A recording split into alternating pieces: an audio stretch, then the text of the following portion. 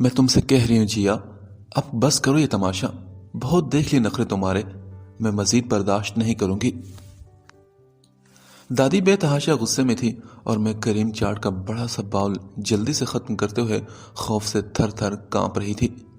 میرے دانت بھی ساتھ ساتھ بج رہے تھے، اور جس کے لیے دادی کا غصہ چھت پھاڑنے کو بےتاب تھا، وہ ابھی تک سر جھکائے بالوں کی لمبی چٹیاں آگے ڈالے اس کے سروں سے دو موہے بال چن رہی تھی۔ اور تجھے کیا کرنٹ لگا ہے؟ بند کر دادو کی کڑکڑ، ہر وقت کھاتی ٹھونستی رہتی ہے یا کڑکڑاتی رہتی ہے؟ لو جی، آخر سارا نزلہ مجھ غریب پر ہی گرنا تھا۔ دادی سردی بہت ہے اس لیے میرے دانت بج رہے ہیں، اور میں کھاتی تو اس لیے ہوں کہ دھیان بڑھ جاتا ہے۔ میں نے دادی کو سمجھاتے ہوئے کہا تو وہ غصے سے مجھے گھورنے لگی۔ میں نے بے اختیار چاٹ کا باؤل شال کی اوٹ میں کر دیا تھا۔ میرا خون بہت ہلکا ہے نا، مجھے بہت جلدی نظر لگ جاتی ہے۔ دیکھ جیا، میری کسی بات کا جواب بھی ہے یا یوں ہی بالوں میں جوئیں ڈھونڈتی رہے گی؟ چھی چھی، کتنی گندی باتیں کرتی ہیں دادی۔ جی بولیں، سن رہی ہوں میں، کہیے آپ۔ جیا کا مزاج بھی بڑا ٹھنڈا سا تھا، اس نے بڑے آرام سے جواب دیا تو وہ بولی، بس تو پھر کان کھول کر سن لو تم، اب کی بار جو بھی اچھا سا رشتہ ہے نا تو میں نے تمہیں فارغ کر دینا ہے۔ دانیہ اور تم آگے پیچھے یا ساتھ ساتھ اس گھر سے رخصت ہوں گی، سمجھی تم؟ جیا کے ساتھ ساتھ دادی نے میرا نام لیا تھا۔ واہ، کیسی خوش اچھی ہوائیں چلنے لگی تھی میرے آس پاس، میرے اوپر چھم چھم تارے سے برسنے لگے تھے۔ بیک گراؤنڈ میں آرکیسٹرا مدھر دھنیں بکھیر رہا تھا، اور میں خود سے کم حسین لڑکیوں کے جھرمٹ میں دلہن بنی مستقبل کی خوشیاں اپنے نام کرنے کو تیار بیٹھی تھی۔ کیا کوئی خیال، کوئی تصور اس سے بھی بڑھ کر حسین ہوگا؟ شکر ہے کسی کو تو خیال آیا کہ مجھ 22 سالہ دوشیزہ کو گھر میں بٹھائے رکھنا کسی طور پر بھی مناسب نہیں۔ جی چاہ رہا تھا کہ دادی کے پوپلے سے منہ کو ڈھیروں دفعہ چوم لوں۔ ابھی میں انہیں خوش کن خیالوں میں گم تھی کہ دادی کی آواز نے میری سوچوں کی ڈور کاٹ دی۔ اور سنو، کل سے تم دونوں کسی بھی جیو شیو کے آفس میں نہیں جاؤ گی، سن لیا؟ جیو نہیں، این جی او۔ جیا نے پھر سکون بھرے لہجے میں کہا تو وہ بول پڑی، ہاں ہاں وہی، تمہارے بھائی بھی صاف کہہ رہے ہیں کہ ختم کرو اس کھٹراک کو۔ ٹھیک ہے دادی، ہم کل سے نہیں جائیں گے، دفع کریں اس منحوس این جی او کو، آخر ہمیں اتنی مغز ماری کی کرنے کی ضرورت ہی کیا ہے؟ کرنا تو آخر وہی ہے نا جو ساری دنیا کی عورتیں کرتی ہیں، ہانڈی روٹی اور چولہا چکی۔ میں تو شروع سے ہی اس سب کے خلاف تھی، بس یوں ہی۔ ہاں؟ میں چاٹ کے باؤل کے ساتھ لڑتی اپنی ہی باتیں کرتی جا رہی تھی، اور کمرے سے دادی اور دادی کی جیا دونوں غائب تھی۔ ابھی تو اتنا کم بولتی ہوں اور کوئی سنتا نہیں، جو میں اگر زیادہ باتیں کرنے والی ہوتی تو پتہ نہیں ان لوگوں کا میرے ساتھ کیا رویہ ہوتا۔ میں اپنی ناقدری پر 8 آنسو بہاتی ایک بار پھر کچن کی طرف چل پڑی تھی، ایک بار پھر سے چاٹ کا باؤل بھرنے کے لیے۔ چلے آئیں جی، میں آپ کو تعارف بھی کروا دیتی ہوں۔ دراصل دادی کی جیا یعنی ناجیہ دادی کی بیٹی اور میری سگی پھوپھو حضور بھی ہیں۔ حیران ہونے والی کوئی بات نہیں، پہلے وقتوں میں ایسی وارداتیں گھروں میں عام ہوا کرتی تھی۔ ایک ہی وقت میں چچا بھتیجے، پھوپھی بھتیجی یا پھر ماموں بھانجے کا جنم لینا معمول کا قصہ ہوتا تھا۔ گویا یہ واردات 22 سال پرانی ہے، لیکن میری امی بتاتی ہیں کہ اپنے وقت کا یہ خاصا مزاحیہ قصہ ہے۔ جیا جنہیں میں جی جی بلاتی ہوں، مجھ سے صرف 3.5 ماہ بڑی ہیں۔ سب نے بہت کوشش کی کہ پھوپھو سے بولوں، مگر اب ایک ایسی بچی جو بہتی ناک کو فراق کے دامن سے پہنچتی ہو، جیوں والا سر کھجاتی ہو، عدل بدل کر میری فراقیں پہنتی ہو، میرے ساتھ کھاتی کھیلتی اور سوتی ہو، اسے میں نے کبھی پھوپھو کا درجہ دیا ہی نہیں۔ ہاں صحیح سوچ رہے ہیں آپ، میرے سر میں بھی جوئیں پڑتی تھی، میں بھی اپنی بہتی ناک چپکے سے امی کے دوپٹے سے صاف کرتی تھی۔ ناجی اور جیا کو توڑ جوڑ کر میں نے جی جی دریافت کر لیا، بس پھر وہ میرے سے چھوٹے تمام بچوں کی جی جی ہی بن گئی تھی۔ جی جی کی پیدائش پر نہ تو بہاروں نے پھول برسائے، نہ تاروں کی بارات آنگن میں اتری، بلکہ جس دن جی جی پیدا ہوئی اس دن وہ ٹکا کر بارش برسی کہ کچے صحن میں جگہ جگہ مینڈوں کی بارات دکھائی دی، اور آنگن دریا کا منظر پیش کرنے لگا۔ دادی تو اس عمر میں اولاد پیدا کر کے اتنی شرمندہ تھی کہ جیجی کو ہاتھ بھی نہ لگایا، تبھی مجبوراً پہلے دن سے ہی جیجی میری امی اور میری تائی امی کی ذمہ داری بن گئی تھی۔ جی بالکل، میری امی بڑی نہیں بلکہ میری دادی کی چھوٹی بہو تھی، اور میری تائی پہلے ہی 4 عدد پوتے پوتیاں دادی کی گود میں ڈال کر سرخرو ہو چکی تھی، اور اس وقت میری بھی آمد ہونے والی تھی۔ ایسے میں جیجی کا آنا دادی کے لیے خوشی کا باعث کم اور جوان بیٹو بہوں کے سامنے شرمندگی کا باعث زیادہ بنی۔ دراصل سب سے بڑے میرے تایا جی اور پھر میرے ابو جی، اس کے بعد دادی کے 3 بچے پیدائش کے فوراً بعد واپسی کی ٹکٹ کٹا کر روانہ ہو گئے۔ اس کے بعد چھوٹے چاچو کی پیدائش کو غنیمت جان کر دادی مطمئن تھی، مگر رب کے کاموں میں کس کو دخل ہے، لہٰذا ایک طویل وقفے کے بعد جیجی کا چلے آنا دادی کو ہرگز نہیں بھایا، اور انہیں بہو کے کھاتے میں ڈال کر وہ خود اس کی ذمہ داریوں سے الگ ہوگی۔ ایسا تو نہیں ہو سکتا کہ دادی کو بیٹی سے پیار نہ ہو، آخر کو ماں تھی اور وہ ان کی اکلوتی بیٹی، اور پھر تینوں بڑے بھائیوں کے لیے یہ ننھا سا کھلونا اولادوں سے بڑھ کر ثابت ہوا تھا۔ مگر میری امی بتاتی ہیں کہ جیجی کی آنے پر سب سے زیادہ خوشی دادا نے منائی تھی۔ وہ بہت خوش تھے بیٹی کو پا کر۔ کئی لوگوں کو بڑھاپے کی اولاد سے بڑی ہی محبت ہوتی ہے، سو دادا بھی خوشی سے پھولے نہیں سماتے تھے۔ اسی خوشی میں دادا نے کچا صحن جو مدتوں سے دادی کی منتوں ترلوں کے باوجود پکا نہیں کروایا تھا، اسے پکا کروا کر چپس ڈلوائی کہ ان کی لاڈلی کچے فرش پر کھیلتے ہوئے بیمار نہ پڑ جائے۔ اور یوں جیجی کی بدولت سب نے سکھ کا سانس لیا کہ برسات میں ہر چھوٹے بڑے کی گودی میں گھسنے والے ڈڈو اب گھر سے باہر قیام کرنے پر مجبور ہو گئے۔ دادا نے سب کے کمرے کے ساتھ اٹیچ باتھ روم بنوائے کہ سردیوں کی ٹھٹھرتی راتوں میں کل کو ان کی لاڈلی صحن کے نکڑ پر بنے اکلوتے باتھ روم میں کیسے جایا کرے گی۔ اور چونکہ جیجی دادی سے زیادہ امی اور تائی جی کے کمرے میں سوتی تھی، لہٰذا سبھی کی موجیں ہوگی، اور جیجی کے صدقے اٹیچ باتھ کا تحفہ مقدر بنا۔ اب راتوں کو جیجی کے ساتھ باقی سب کی بھی باہر صحن والے باتھ روم سے جان چھوٹی تھی۔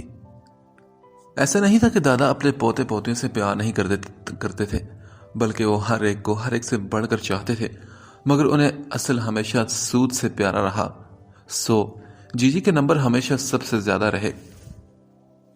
جب میں اور جیجی اسکول جانے کے قابل ہوئے تو جیجی کی وجہ سے ہی گھر کے سارے نالائق پانڈو کی دلی مراد برائی تھی۔ اب سے پہلے اس گھر میں ٹیوشن سینٹر جانا یا کسی ٹیوٹر کا گھر آنا کسی چپیڑ کے مترادف ہوتا تھا، مگر قربان جاؤں جیجی کے کہ جن کے صدقے یہ چپیڑ گھر کے تمام بچوں کے چہروں کا مقدر بنی تھی۔ دادا جب تک زندہ رہے جیجی کی حیثیت ان کے لیے ایک ایسے تمغے کی سی رہی جو آخری سالوں میں جرات اور بہادری کے طور پر ان کی سینے پر سجا دیا گیا تھا۔ دادی جتنا ان کے فخر سے چڑھتی، وہ چھاتی پھلا کر گھنی سفید داڑھی پر ہاتھ پھیرتے اور کہتے، مائی تجھے کبھی رب کا شکر ادا کرنا نہیں آیا؟ رب نے رحمت کی ہے تو قدر کیا کر، نعمت ملے تو شکر ادا کیا کر۔ کوئی انہونی نہیں ہوگی تیرے ساتھ، بھلا تیرے کسی بال بچے نے یا نو پتر نے تیرے پر انگلی اٹھائی ہے کیا جو اتنا تو بنی رہتی ہے؟ ہتھیلی کا چھالا بنا کر رکھا ہوا ہے تیری اولاد نے اسے۔ شکر ادا کیا کر، شکر۔ اگر تو دیے پر شکر ادا نہیں کرے گی تو رب لے کر شکر کرانا بھی جانتا ہے، سمجھی؟ اب مجھے دیکھ تو ذرا، کتنا تحفہ دیا ہے میرے رب نے مجھے۔ بیلیوں میں دوستوں میں بیٹھتا ہوں تو سبھی مجھ پر رشک کرتے ہیں، رشک۔ بڑھاپے کی اولاد ہر کسی کا نصیب نہیں ہوتی پاگلے۔ اور وہ سردار حسین تو صاف مجھے کہتا ہے کہ نظر محمد تو بازی لے گیا اس عمرے، لوگوں میں جب بلہ پکڑنے کی ہمت نہیں رہتی تو نے تو چھکا ہی لگا ڈالا۔ اپنی بات کرتے وہ ہنسے تھے، اور دادا چاہے لاکھ اکڑتے، ان کی اس پھو پھاں کے جواب میں دادی کی ایک ہی بات تھی، جو جی میں آئے کہو میاں، پر اس بوڑھے عمر میں یہ سب اچھا نہیں لگتا۔ لمحوں کی دھکم پیل میں جوان بوڑھے اور بچے جوان ہوئے۔ میں اپنی کسی کزن سے اس قدر قریب نہیں تھی جتنی اپنی جیجی سے۔ دن رات کے ساتھ نے ہماری عادت اور معمولات کو ایک ہی سانچے میں ڈھال دیا تھا۔ ہر وقت ہر جگہ ہم اکٹھی ہی پائی جاتی، غیر ہمیں سگی بہنیں اور کچھ جڑوا تک سمجھ لیتے تھے کہ پھوپھی بھتیجے ہونے کے ناطے ہم میں غضب کی ایک جیسی مماثلت تھی۔ گو کہ جیجی فطرتاً کم باتونی اور جھیمپو سی تھی، جبکہ میں تو میرے بارے میں دادی کا ایک ہی قول تھا جس پر مجھے فخر بھی تھا کہ جہاں یہ کم بخت دانیہ آ دھمکے وہاں سے تو شیطان بھی اپنا بھوریا بستر لپیٹ لیتا ہے۔ اب دیکھیے نا کیسی ہیبت تھی میری درویشانہ روش کی شیطان مردود پر بھی۔ خیر، میں بتا رہی تھی کہ بچپن سے میرا اور جی کا ہر خیر و شر میں گٹھ جوڑ رہا تھا۔ یہ خیر جی کی طرف سے ہی ہوتی تھی جس میں وہ کار خیر کے طور پر میری شمولیت یقینی بناتی تھی، اور شر یعنی کہ شرارت غالباً میرے نازک کندھوں پر پڑی ایسی ذمہ داری تھی جس کا تھوڑا بار میرے زبردستی کرنے پر لازماً جی کو اٹھانا ہوتا تھا۔ بچپن میں جی بھی خاصی چلبلی تھی، مگر جب ہم دونوں 10 سال کی ہوئی اور دادا کی وفات ہوئی تو قدرتی طور پر جی جیسے ایک خول میں سمٹ سے گئی تھی۔ حالانکہ گھر بھر میں جی کی حیثیت تمام بچوں سے بڑھ کر تھی، اور میری امی اور تائی جی کو تو وہ سگی بیٹیوں سے زیادہ پیاری تھی، مگر اس کے باوجود جی نے وقت کے ساتھ ساتھ اپنی شوخیاں اور شرارتیں کسی دلہن کے قیمتی لباس کی طرح مل کے دوپٹے میں لپیٹ کر یادو کے ٹرنک کی نچلی تہ میں دفن کر دی تھی۔ تائی جی کے چاروں بچے ہم دونوں سے بڑے تھے اور چاروں ہی ٹھکانے لگ چکے تھے۔ ان کا بڑا بیٹا آرمی میں تھا اور جہلے میں پوسٹڈ تھے۔ ان کی 2 چھوٹی بیٹیاں اور بیوی بھی وہیں سیٹل تھی۔ اس سے چھوٹا اپنے ماموں کے گھر دل لگی کرنے کے بعد انہی کی بیٹی سے بیاہا گیا تھا، اور اب ایک بیٹے اور بیوی پر مشتمل ان کی فیملی تائی جی کے ساتھ ہی خوشی سے آباد تھی۔ افشین بھابھی خود بھی ہنس مکھ اور گھلنے ملنے والی طبیعت کی تھی۔ تیسرے اور چوتھے نمبر پر تائی جی کی بیٹیاں تھیں جن کی مجھ سے اور جی سے خوب بنتی تھی، مگر شادی کے بعد دونوں پردیس کو پیاری ہو چکی تھی۔ تایا جی کے بعد ہماری فیملی میں کل 5 لوگ ہیں، یعنی ابو جی، امی، میں اور مجھ سے چھوٹے میرے 2 جڑواں بھائی ارسل اور مومن۔ یہ دونوں مجھ سے زیادہ جی کے ساتھ چمٹے رہتے ہیں، اور جی کی تو ان میں جیسے جان ہے، جبکہ ان میں سے ایک تو میری جان جلانے میں ماہر ہے، ارسل، جسے ہمیشہ میں پارسل بلاتی ہوں۔ ہاں بالکل، مومن جسے سب پیار سے مون کہتے ہیں، اس سے میری خوب دوستی ہے، اور وہ ہے بھی بہت ہی بے ضرر اور ہونک سا، شکل سے ہی مسکینت ٹپکتی ہے۔ موٹے شیشوں والی اینک لگائے اپنی موٹی موٹی آنکھیں پٹپٹاتا، اپنے اد کھلے منہ کے ساتھ دوسرے بندے کی بات سنتا، وہ بالکل سٹیورٹ لیٹل کے سفید چوہے جیسا لگتا ہے وہ۔ جبکہ پارسل، اس کو تو میرا جی کرتا ہے کہ سچ مچ کا پارسل بنا کر کسی رشتہ دار کو گفٹ کر دوں، وہ بھی کسی ایسے رشتہ دار کو جس سے کوئی پرانی دشمنی چلی آ رہی ہو۔ ایمان سے اسے ناکو چلنے چبا دے یہ پارسل کا بچہ جیسے مجھے چباتا ہے۔ میری ہر چیز اور حرکت پر اس کی نظر رہتی ہے، اور پھر جیسے ہی میری نظر چوکتی ہے یہ کمینہ مجھے ایسی چکری دے جاتا ہے کہ میں گھنٹوں چکراتی رہتی ہوں۔ میری پاکٹ منی اڑانا اور اڑا کر ڈکار جانا تو بہت ہی معمولی بات ہے۔ حد تو یہ ہے کہ ایک دفعہ میری غیر موجودگی میں اس بےہودہ نے میرے 2 عدد نئے نکور انچوئے سوٹس ہینگر سے نکال کر کام والی ماسی کی بیٹی کو دے دیے، اور ساتھ میں کہہ دیا کہ دانیہ آپی یونیورسٹی جانے سے پہلے خاص طور پر یہ تمہیں دینے کا کہہ گئی تھی۔ وہ تو جب میں نے اگلے دن رجیو کو اپنا جوڑا پہنے دیکھا تو صدمے کے مارے لان پر چیئر پر بیٹی کی بیٹھی رہ گئی، جبکہ رجیو بڑی احترام اور عقیدت کے ساتھ ٹھمکتی ہوئی میرے پاس میرا شکریہ ادا کرنے آئی تھی۔ اب میں اس کے ڈھیروں شکریوں کے جواب میں ڈھیروں آنسو ہی بہا سکتی تھی۔ اس کے بعد جس طرح جی نے اور دادی نے کہہ سن کر میرا غصہ ٹھنڈا کیا وہ میں ہی جانتی ہوں، پر میں نے اس سے بدلہ ضرور لیا تھا، اور وہ یہ کہ پارسل کے اکنامکس کے تمام تازہ نوٹس اشمل کھٹمل کو دے دیے۔ اشمل رج کے نالائق اور کن ذہن واقع ہوا تھا۔ ہمارے محلے میں 2 گھر چھوڑ کر ہی یہ لوگ رہتے تھے۔ اتفاق سے مون اور پارسل کے ہی کالج میں تھا، اور سبجیکٹس بھی ایک ہی تھے۔ لیچڑ اس قدر کے ہر وقت پارسل کو چپ کر رہتا تھا۔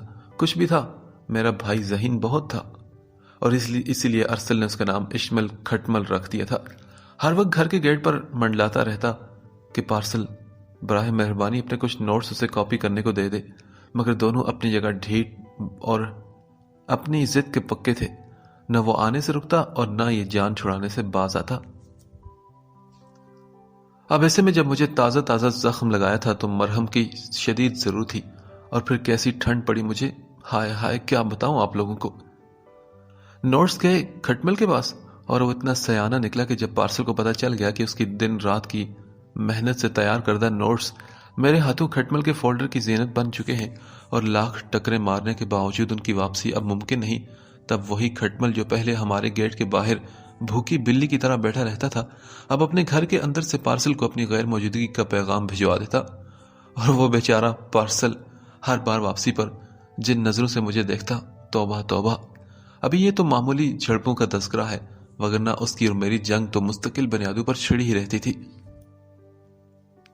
ایک دفعہ میں نے دادی کے کہنے پر خشکی سکری کے علاج کے لیے دہی میں بیسن ملا کر سر دھونے کے لیے رکھا، بس ذرا سی چوک ہوئی اور یہ بدتمیز اپنا کام دکھا گیا۔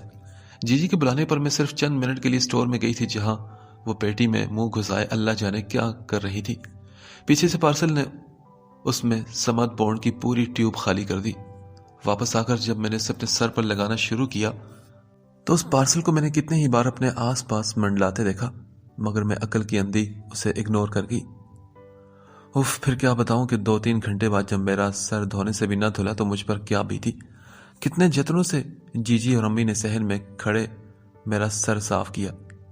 آج بھی یاد کرتی ہوں تو شیطان کی نان سٹاپ ہنسی مجھے آگ لگا دیتی ہے۔ شکر ہے کہ مجھے ٹرینڈ نہیں کروانی پڑی، ورنہ کوئی کسر چھوڑی نہیں تھی اس نے۔ ہماری زندگی انہی کھٹی میٹھی حرکتوں، شرارتوں اور باتوں سے مزین بڑے آرام سے چلی جا رہی تھی کہ سب کو یہ خوبصورت احساس جاگ اٹھا کہ میں اور جی جی کی شادی کے لائق ہو چکے ہیں۔ بڑا ٹیسٹی ٹویسٹ آ گیا تھا لائف میں۔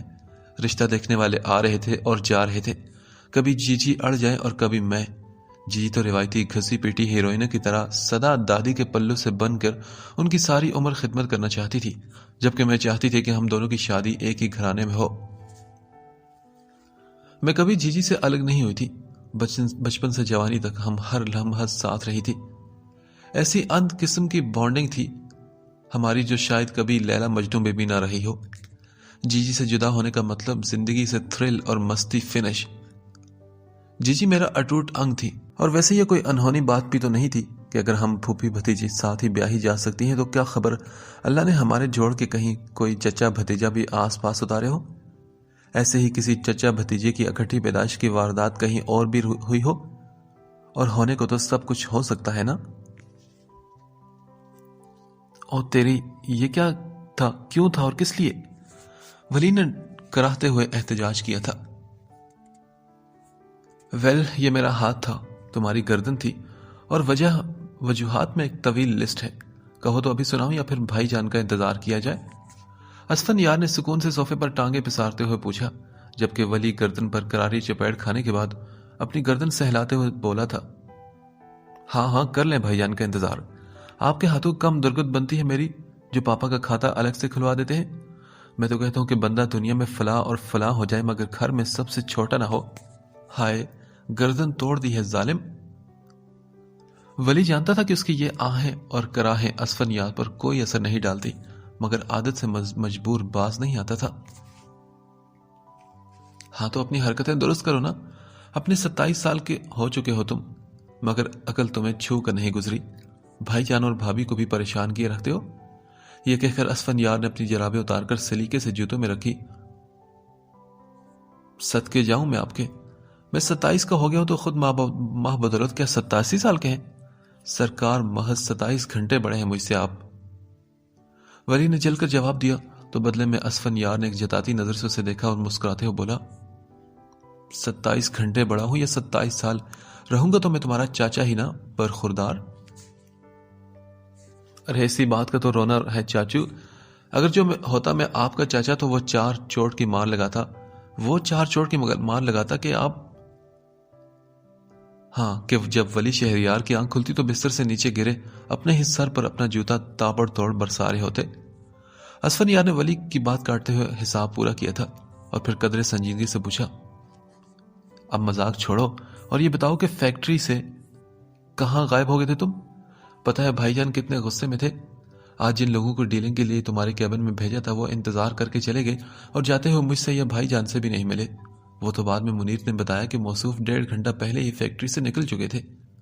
بھائی جان کا دماغ بہت گرم ہے ولی، آج تو تمہیں بھابھی بھی نہیں بچا سکتی، دیکھ لینا۔ اسفن یار نے سارے دن کی کتھا سنا کر آنے والے حالات کے لیے تیار رہنے کا اشارہ بھی کر دیا تھا۔ ڈونٹ وری چاچو، ولی نے جیسے ناک پر سے مکھی اڑائی تھی، جیسے اسے اس بات کی کوئی پریشانی ہی نہیں تھی۔ میری ماں چاہے آج مجھے نہ بچا سکے مگر آپ کی ماں ہر حال میں مجھے بچائے گی، اور اس وقت میں انہی کے کمرے میں سونے جا رہا ہوں۔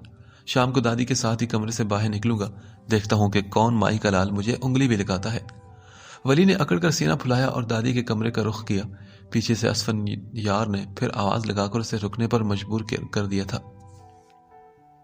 میرے بچے، تمہاری دادی کا لال ہی تمہیں انگلی چھوڑ پورے ہاتھ کا چھاپا نشان لگائے گا، کیونکہ اماں آج صبح ہی تمہاری پھوپھو کی طرف جا چکی ہے اور ان کی واپسی کل سے پہلے ممکن نہیں۔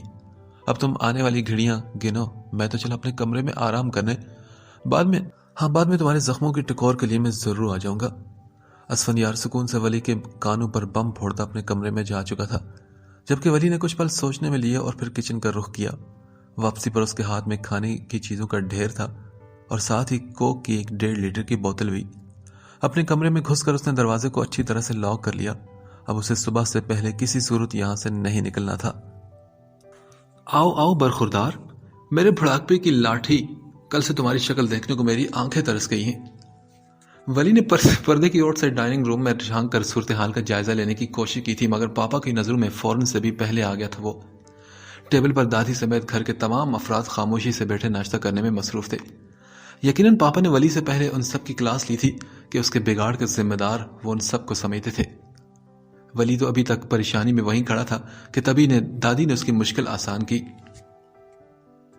ہن آ بھی جا میرا پتر، سویرے تو تیری دادی تیرے انتظار پہ بیٹھی پئی ہے تو تینوں خبر بھی نہیں۔ ادھر آ میرا پتر، سینے وچ ٹھنڈ پا کے۔ دادی نے باہیں پھیلا کر اسے پکارا۔ وہ ہمیشہ پاپا کے ڈانٹ سے اسے بچانے کو اپنے ہی پروں میں سمیٹتی تھی اسے کہ ماما میں تو اتنی ہمت تھی ہی نہیں پاپا کے غصے کو چھیڑنے کی۔ ولی پردے کی اوٹ سے نکل کر سامنے آیا تو دادی اور ماما کی چیخیں نکل گئی۔ ولی کی دائیں ٹانگ کا پائنچہ فولڈ ہو کر گھٹنے تک اوپر چڑھا تھا اور اس کے نیچے ٹخنے تک پوری ٹانگ سفید پٹی سے جکڑی پڑی تھی۔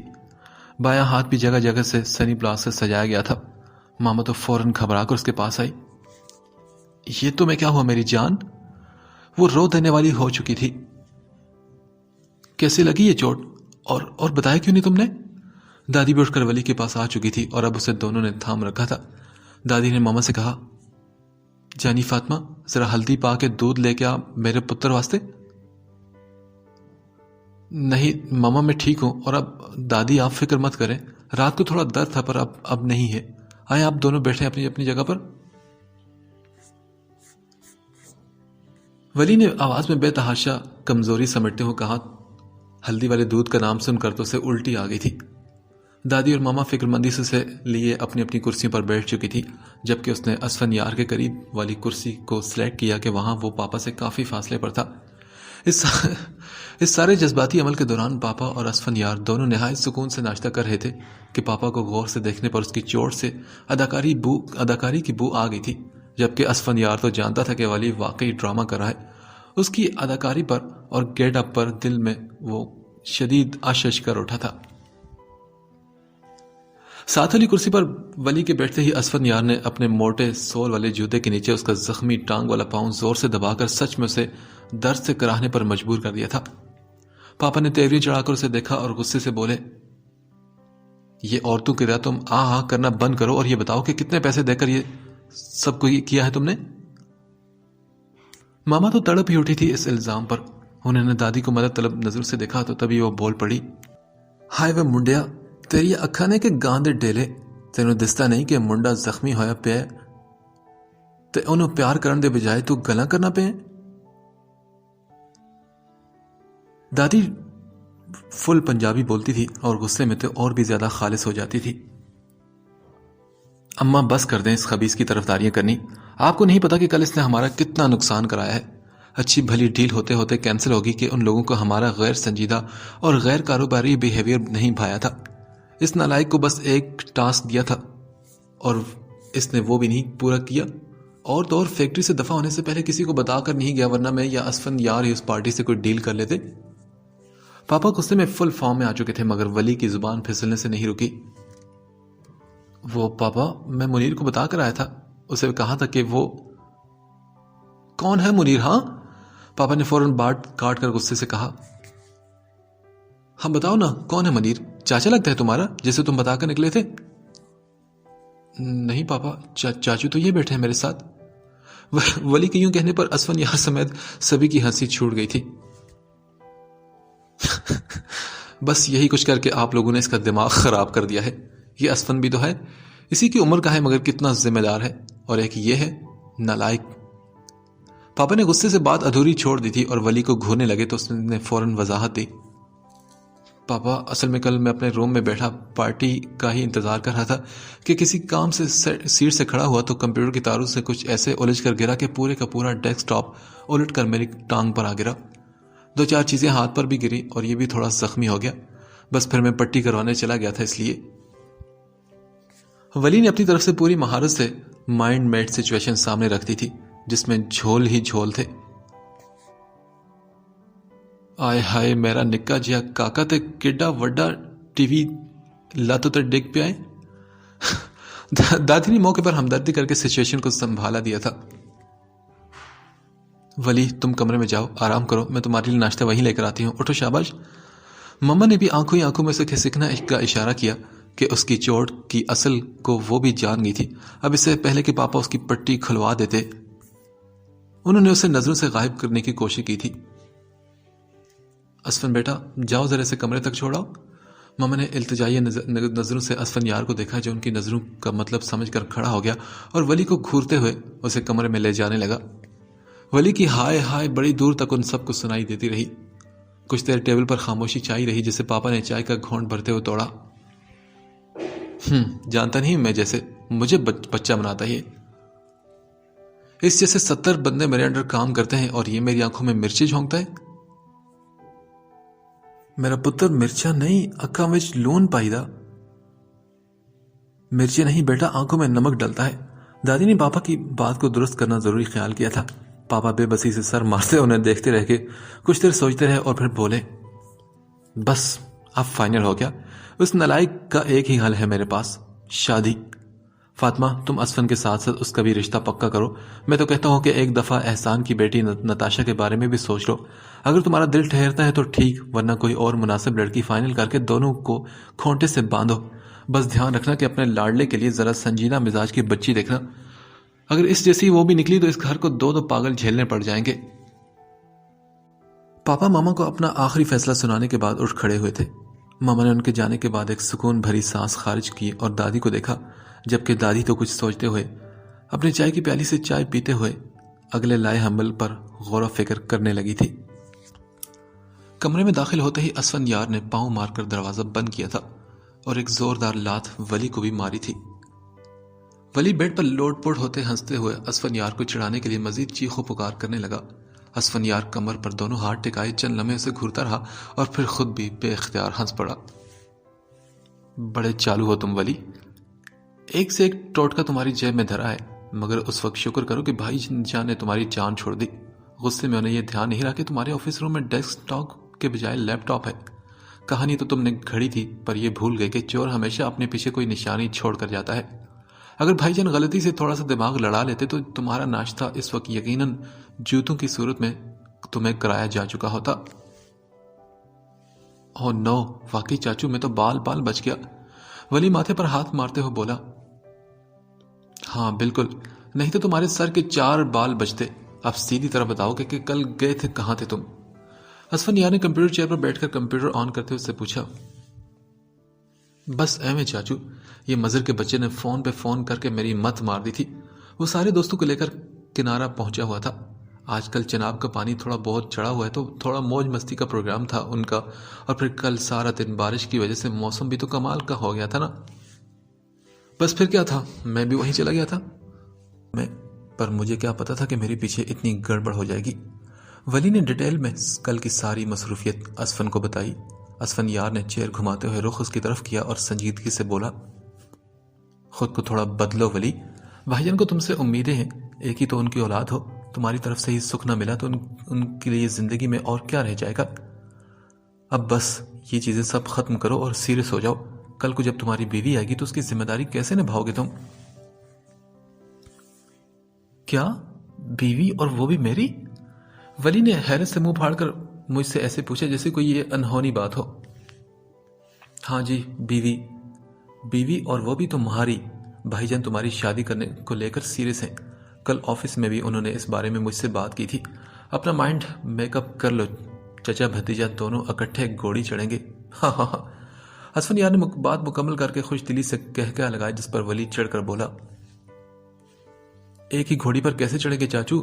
جانور کا کیا بھروسہ؟ غصے میں آ کر اگلی دونوں ٹانگیں اوپر اٹھا لے تو میں تو بابا آگے بیٹھوں گا, باغیں پکڑ کر. پیچھے بیٹھا تو ایسی صورت میں گر کر اپنی ہڈی پسلی توڑوا بیٹھوں گا. ستیہ ناس مار کر رکھ دیا تم نے مثال کا. ارے گدھے, کبھی ایسا ہوتے بھی دیکھا ہے تم نے؟ اب تو گھوڑی چڑھنا پرانی بات ہو چکی ہے. ویسے مجھے بتاؤ کہ نتاشا کے بارے میں کیا خیال ہے تمہارا؟ بھائی جان تمہارے لیے اس کا نام بھی لے رہے تھے. نو وے, سوال ہی پیدا نہیں ہوتا چاچو. ولی نے فوراً کانوں کو ہاتھ لگاتے ہوئے کہا, اور مجھے نہیں پسند ایسی شوخ لڑکیاں, ہر وقت مذاق کے موڈ میں رہتی ہے. اتنی بڑی ہوگی مگر شرارتیں بچوں جیسی کرتی ہے. نو ویز. حیرت ہے مجھے ولی, تمہارا خود کا مزاج بھی تو ایسا ہی ہے نا. اچھا نہیں کہ دونوں کی طبیعت میل کھائے گی تو اچھی نبھے گی. نہیں چاچو, میرا اپنا مزاج ایسا ہے, اس لیے تو بیوی ذرا سوبر چاہیے. ایک سے مزاج تعلقات میں ضد پیدا کرتے ہیں نا, جبکہ طبیعت ایک دوسرے کے الٹ ہو تو زندگی کھٹی میٹھی سے گزرتی ہے. یہ میرا اپنا فلسفہ ہے, اور بیوی کے لیے یہ خاکہ میں ماما کو بہت دفعہ بتا بھی چکا ہوں. صحیح, اسفن نے کچھ سوچتے ہوئے کہا. ویسے مجھے تو اچھی بچی لگتی ہے نا یہ نتاشا, ہنس مکھ اور ملنسار. پرسنلی مجھے ایسی لڑکیاں پسند ہیں جو اپنی حشاش پشاش طبیعت کے باعث منٹوں میں اداس ماحول کو دور کر دیتی ہیں. شاید کسی سرے سے تمہارا اور میرا فلسفہ ایک دوسرے سے میل کھاتا ہے. تمہیں اپنے مزاج کے برعکس لڑکی چاہیے, اور مجھے بھی اپنی نیچر کے الٹ لڑکی مل جائے تو مجھے تو بہت خوشی ہوگی. اور ریلی چاچو, تو میں دادی اور ماما سے کہتا ہوں کہ وہ نتاشا کے لیے آپ کی بات کریں, کیا خیال ہے؟ اور نہیں یار گدھے, وہ مجھے چاچو کہتی ہے اور کسی اندھے کو بھی نظر آئے گا کہ اس کا جھکاؤ صرف تمہاری طرف ہے. خبردار جو تم نے منہ سے کچھ نکالا تو, اور میں نے بھی اس کے لیے کبھی ایسا نہیں سوچا, سمجھے؟ اسفن یار نے بے حد سنجیدگی سے ولی کو وضاحت دی تھی. خیر جو بھی ہے, میں کسی بھی صورت نتاشا سے شادی نہیں کروں گا, اور آپ پاپا کو بھی بتا دیجیے گا. میں ماما اور دادی سے کہہ دوں گا. اور اب مہربانی کر کے اب جائیں یہاں سے, میں ذرا سا آرام کر کے اپنی چوٹوں کو سہلا تو لوں. ولی نے سکون سے ایک تکیہ سر کے نیچے اور دوسرا چہرے پر رکھ کر پاؤں پہ سار لیے, جبکہ اسفن یار نے یوں سر جھٹکا جیسے کہہ رہا ہو کہ یہ کبھی نہیں سدھرے گا, اور پھر ساتھ ہی وہ کمپیوٹر کو بند کر کے وہاں سے جانے لگا. کیا ہے جی, بس بہت ہو گیا, میں اب اور برداشت نہیں کروں گی. میں نے اکتا کر ڈائجسٹ پٹخا اور جی سے فریاد کی. کیا برداشت نہیں کرو گی؟ ہاں, انہوں نے مجھے دیکھتے ہوئے پوچھا. یہ بوریت اور کیا. ہاں تو پھر تم کیا کہنا چاہتی ہو؟ کم از کم وہ نہیں جی جو آپ کر رہی ہیں. آپ کے پاس تو فارغ وقت کے لیے بڑا شاندار شغل اور مصروفیت ہے نا, جبکہ مجھے ایسی کوئی لت نہیں. جی اپنی عادت کے مطابق بالوں کی چوٹی دائیں کندھے پر ڈالے اس کے سرے سے 2 موہے بال چن رہی تھی. انہیں اتنی ڈانٹ پڑتی تھی دادی سے, مگر ان کی عادت جڑ پکڑ چکی تھی. ذرا سی اس کو فرصت ملتی تو وہ اسی کام میں مصروف ہو جاتی تھی, اور اب تو میں بھی چڑھنے لگی تھی. زبردستی جی کا ہاتھ ان کے بالوں سے میں ہٹاتی رہتی تھی. بس کر دیں جی, زندگی ان 2 بالوں کو چن چن کر نہیں کٹتی. کچھ سوچیں, کچھ مصروفیت ڈھونڈیں, ورنہ میں پاگل ہو جاؤں گی. اب میں کیا بتاؤں؟ اچھی بھلی NGO جوائن کی تھی, اماں نے وہاں پر جانا بھی بند کر دیا. اب اور کیا کر سکتے ہیں, چپ چاپ اپنے جہیز بناؤ.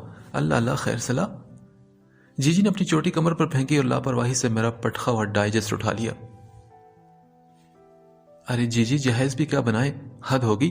یہ ہماری ماؤں کو اللہ جانے کس بات کی جلدی تھی, پتہ نہیں کب سے جوڑ جاڑ کر رکھی ہیں. کراکری, الیکٹرانک, بستر اور اللہ بلا سب اکٹھا کر رکھا ہے. ہم دونوں کے لیے پیچھے رہ کیا گیا ہے؟ صرف جوتی, کپڑا یا پھر بارات کا لہنگا. تو وہ تو ہم خریدنے سے رہیں کہ دلہوں کی تو بسان بھی ابھی تک ہمارے گھروں تک نہیں پہنچی. خدا جانے کب تشریف لائیں گے. میں نے خوب جھی بھر کر اپنے دل کی بھڑاس نکالی تھی, کیونکہ سب سے زیادہ فارغ وقت میں ہی گھر پر گزارا کرتی تھی. جی تو کبھی کچن میں تو کبھی کہیں گھسی مصروفیت ڈھونڈ نکالتی تھی. پر میں کیا کرتی, کچن میں جاتے ہوئے میرا بی پی لو ہو جاتا تھا. ہاتھ پیر ٹھنڈے, ڈسٹنگ کرتے میرے انگلی میں خارش سی ہونے لگتی تھی. وائپر پکڑتے یا جھاڑو مارتے مجھے ہاتھوں میں درد محسوس ہوتا۔ یہ میرا نہیں، دادی اور اماں کا میرے بارے میں تجزیہ ہے جس سے میں نے کبھی کوئی اختلاف بھی نہیں کیا۔ ابھی میں مزید دل کا غبار ہلکا کرنے کا سوچ رہی تھی کہ دادی کمرے میں انٹر ہوئی۔ میں نے اپنی زبان کو واپس اپنے منہ میں فٹ کر لیا تھا۔ شکر تھا کہ میں کچھ بول نہیں رہی تھی، یا دادی 2 منٹ پہلے آ جاتی تو یقیناً آدھی پونی بات تو ضرور سن لیتی۔ جیا بیٹیا کیا کر رہی ہیں؟ کب سے باہر بیٹھی آوازیں دے رہی تھی تمہیں؟ دادی گھٹنوں پر ہاتھ دھرتے ہوئے بیڈ پر بیٹھ گئی تھی۔ موسم ٹھنڈا ہو چلا تھا، لہٰذا ان کا جوڑوں کا درد بھی زور پکڑ رہا تھا۔ اماں میں تو ادھر کمرے میں ہی تھی، جی اٹھ کر دادی کے قریب ہو کر بولی تھی۔ مجھے سچ میں آپ کی آواز نہیں آئی۔ آپ چلیں کمرے میں آپ کے گھٹنوں کی مساج تو کر دوں۔ اور بھابھی کہاں ہیں؟ جیجی نے دادی کے گھٹنے دباتے ہوئے میری امی کے بارے میں پوچھا۔ تمہاری دونوں بھابیاں تو ذرا بازار تک گئی ہیں، موسم بدل رہا ہے تو کہہ رہی تھی کہ کچھ جوڑے خرید لائیں، پھر درزی سینے میں ہی 20-22 دن لے لیتے ہیں۔ دادی نے بات کرتے ہوئے ذرا سا وقفہ لیا اور پھر بولی، اور ہاں میں نے تم سے کہنا تھا کہ ذرا میرے ساتھ ڈاکٹر جمال کے کلینک تک چلو، میرے جوڑوں کا درد اور شدت پکڑتا جا رہا ہے، ساتھ ذرا سا بی پی بھی زیادہ لگ رہا ہے، اور وہ بھی چیک کروا لیتی ہوں۔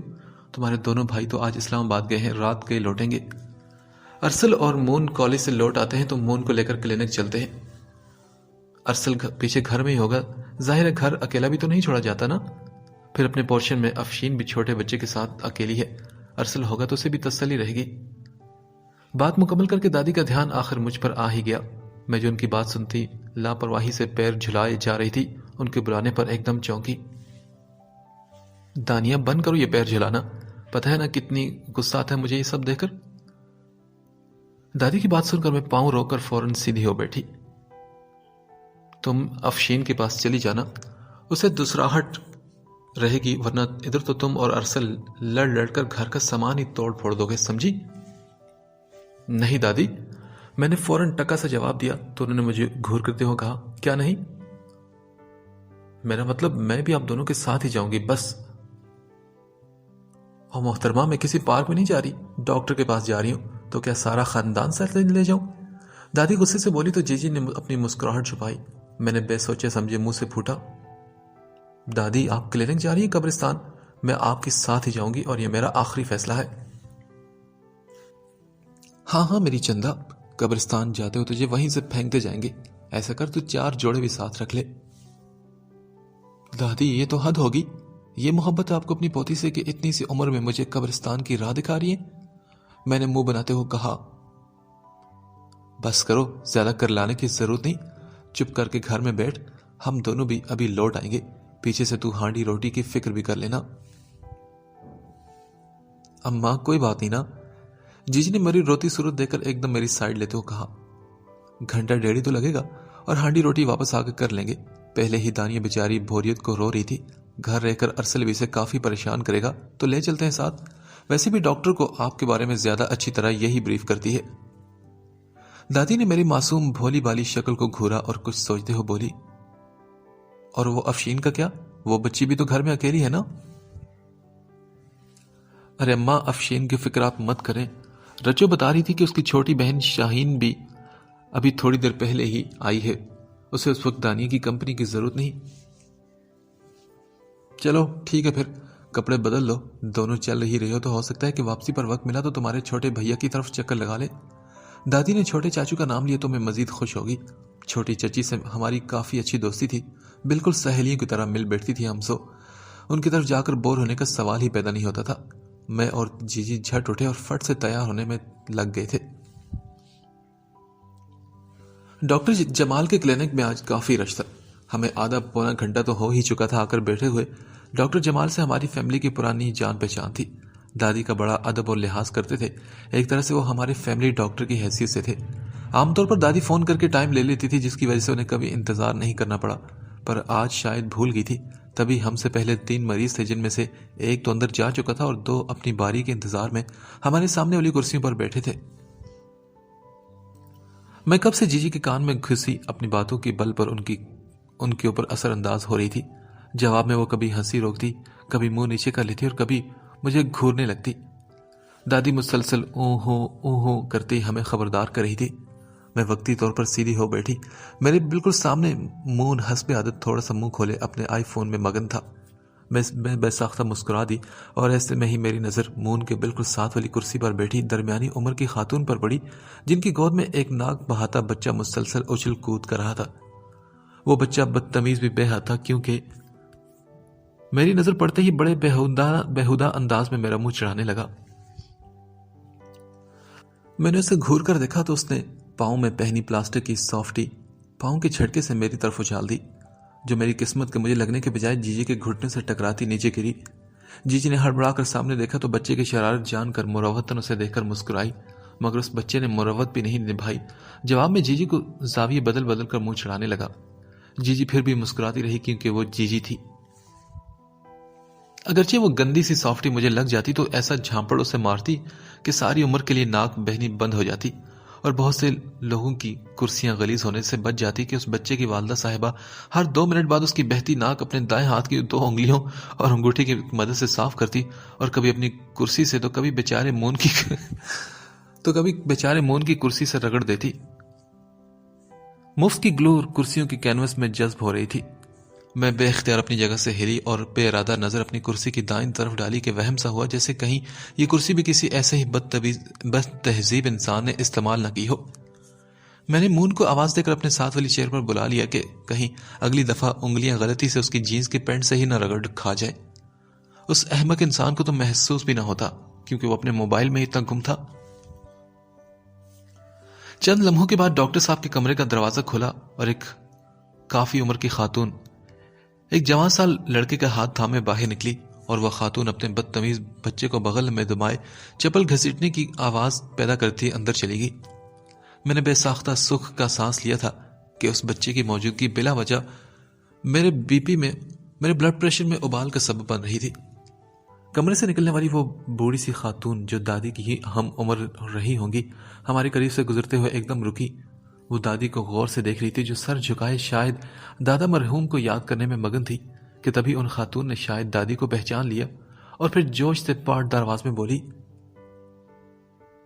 ہینی تو اچھی ہے نا؟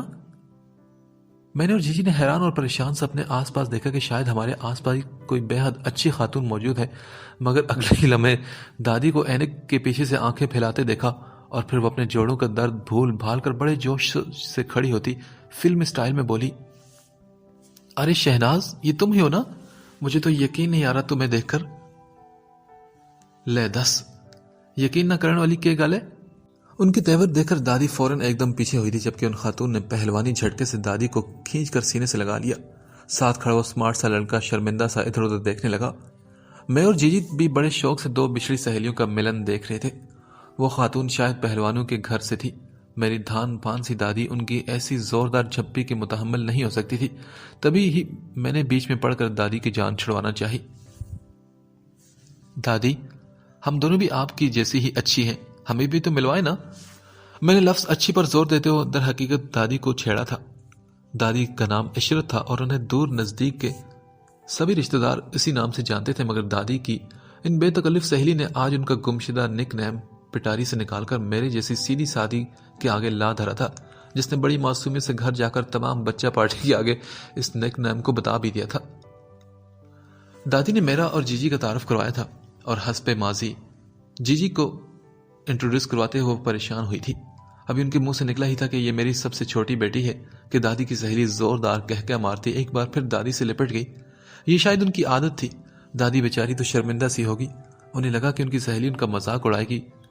جیجی الگ سے شرمندہ سی مسکراہٹ چہرے پر سجائے زمین پر رینگتی چونٹیاں گرنے میں مصروف تھی. میں نے ان خاتون کو اپنی بھویں سکوڑ کر گھورنے کی کوشش کی تو نظریں ساتھ کھڑے لڑکے سے جا ملی جو بدتمیز کب سے غور و فکر کر رہا تھا, پتہ نہیں مجھ پر یا جیجی پر. اس سے پہلے کہ میں دادی کو جوابی حملے کے لیے سپورٹ فراہم کرتی, سہیلی صاحبہ نے ایک اور دھپ میری دادی کے نازک سے کندھے پر دھری اور بولی, ہاں تو شرمندہ ہونے والی کیڑی گال ہے, ادھر تک ایک کون ہے بھلا؟ سہیلی صاحبہ نے اپنے ساتھ کھڑے بانکے کی طرف دیکھتے ہوئے دادی سے کہا تو دادی نے 2 قدم آگے بڑھ کر بڑے پیار سے اس کا کندھا تھپکتے ہوئے کہا, ماشاءاللہ اب کیا اتنا بھی نہ پتہ چلے گا مجھے؟ تمہاری طرح سٹھائی نہیں ہو, پوتا ہے تمہارا, اور کون ہے بھلا؟ دیکھو تو ہو بہو اپنے دادا پر گیا ہے۔ دادی کی آواز پر وہ ایک بار پھر ہنس پڑی۔ جھلیے دادے تے نہیں پیوتا گیا ہے، پوترا نہیں پتر ہے میرا اسفن یار۔ ان خاتون کے بتانے پر دادی اور جیجی کا منہ ایک دم کھلے کا کھلا رہ گیا، جبکہ میں تو ان دونوں ماؤں کے بڑھاپے کی فخریہ پیشکش کو باری باری دیکھ رہی تھی۔ ویسے اچھیے کمال ہی ہو گیا ہے نا، ویاہ تو پہلا بھی میں تے تو ہر کام مل کر دیا سے تے آخری کرتوت بھی مل کر ہی کیا سی۔ ہاں ہاں ہاں۔ ان خاتون کے زوردار کہہ کے جواب میں دادی نے بے ساختہ آنے والی شرمیلی سی مسکراہٹ کو چادر کے پلو میں چھپانا چاہا، جبکہ وہ اپنی بات کہہ کر اب ہاتھ اونچا کیے دادی کی طرف سے جوابی ہتھیلی کی منتظر تھی جس پر وہ تالی مار سکے۔ دادی کو منہ چھپائے دیکھ کر میں نے پورے جوش سے اپنی ہتھیلی آگے کر دی۔ ان کی سہیلی صاحبہ نے ایک ذرا چونک کر مجھے دیکھا اور پھر بے تکلفانہ انداز میں میرے ہاتھ پر ہاتھ دے مارا۔ جیجی، دادی اور وہ لڑکا تینوں ہماری اس حرکت پر کافی خوش ہوتے ہوئے ہنس پڑے تھے۔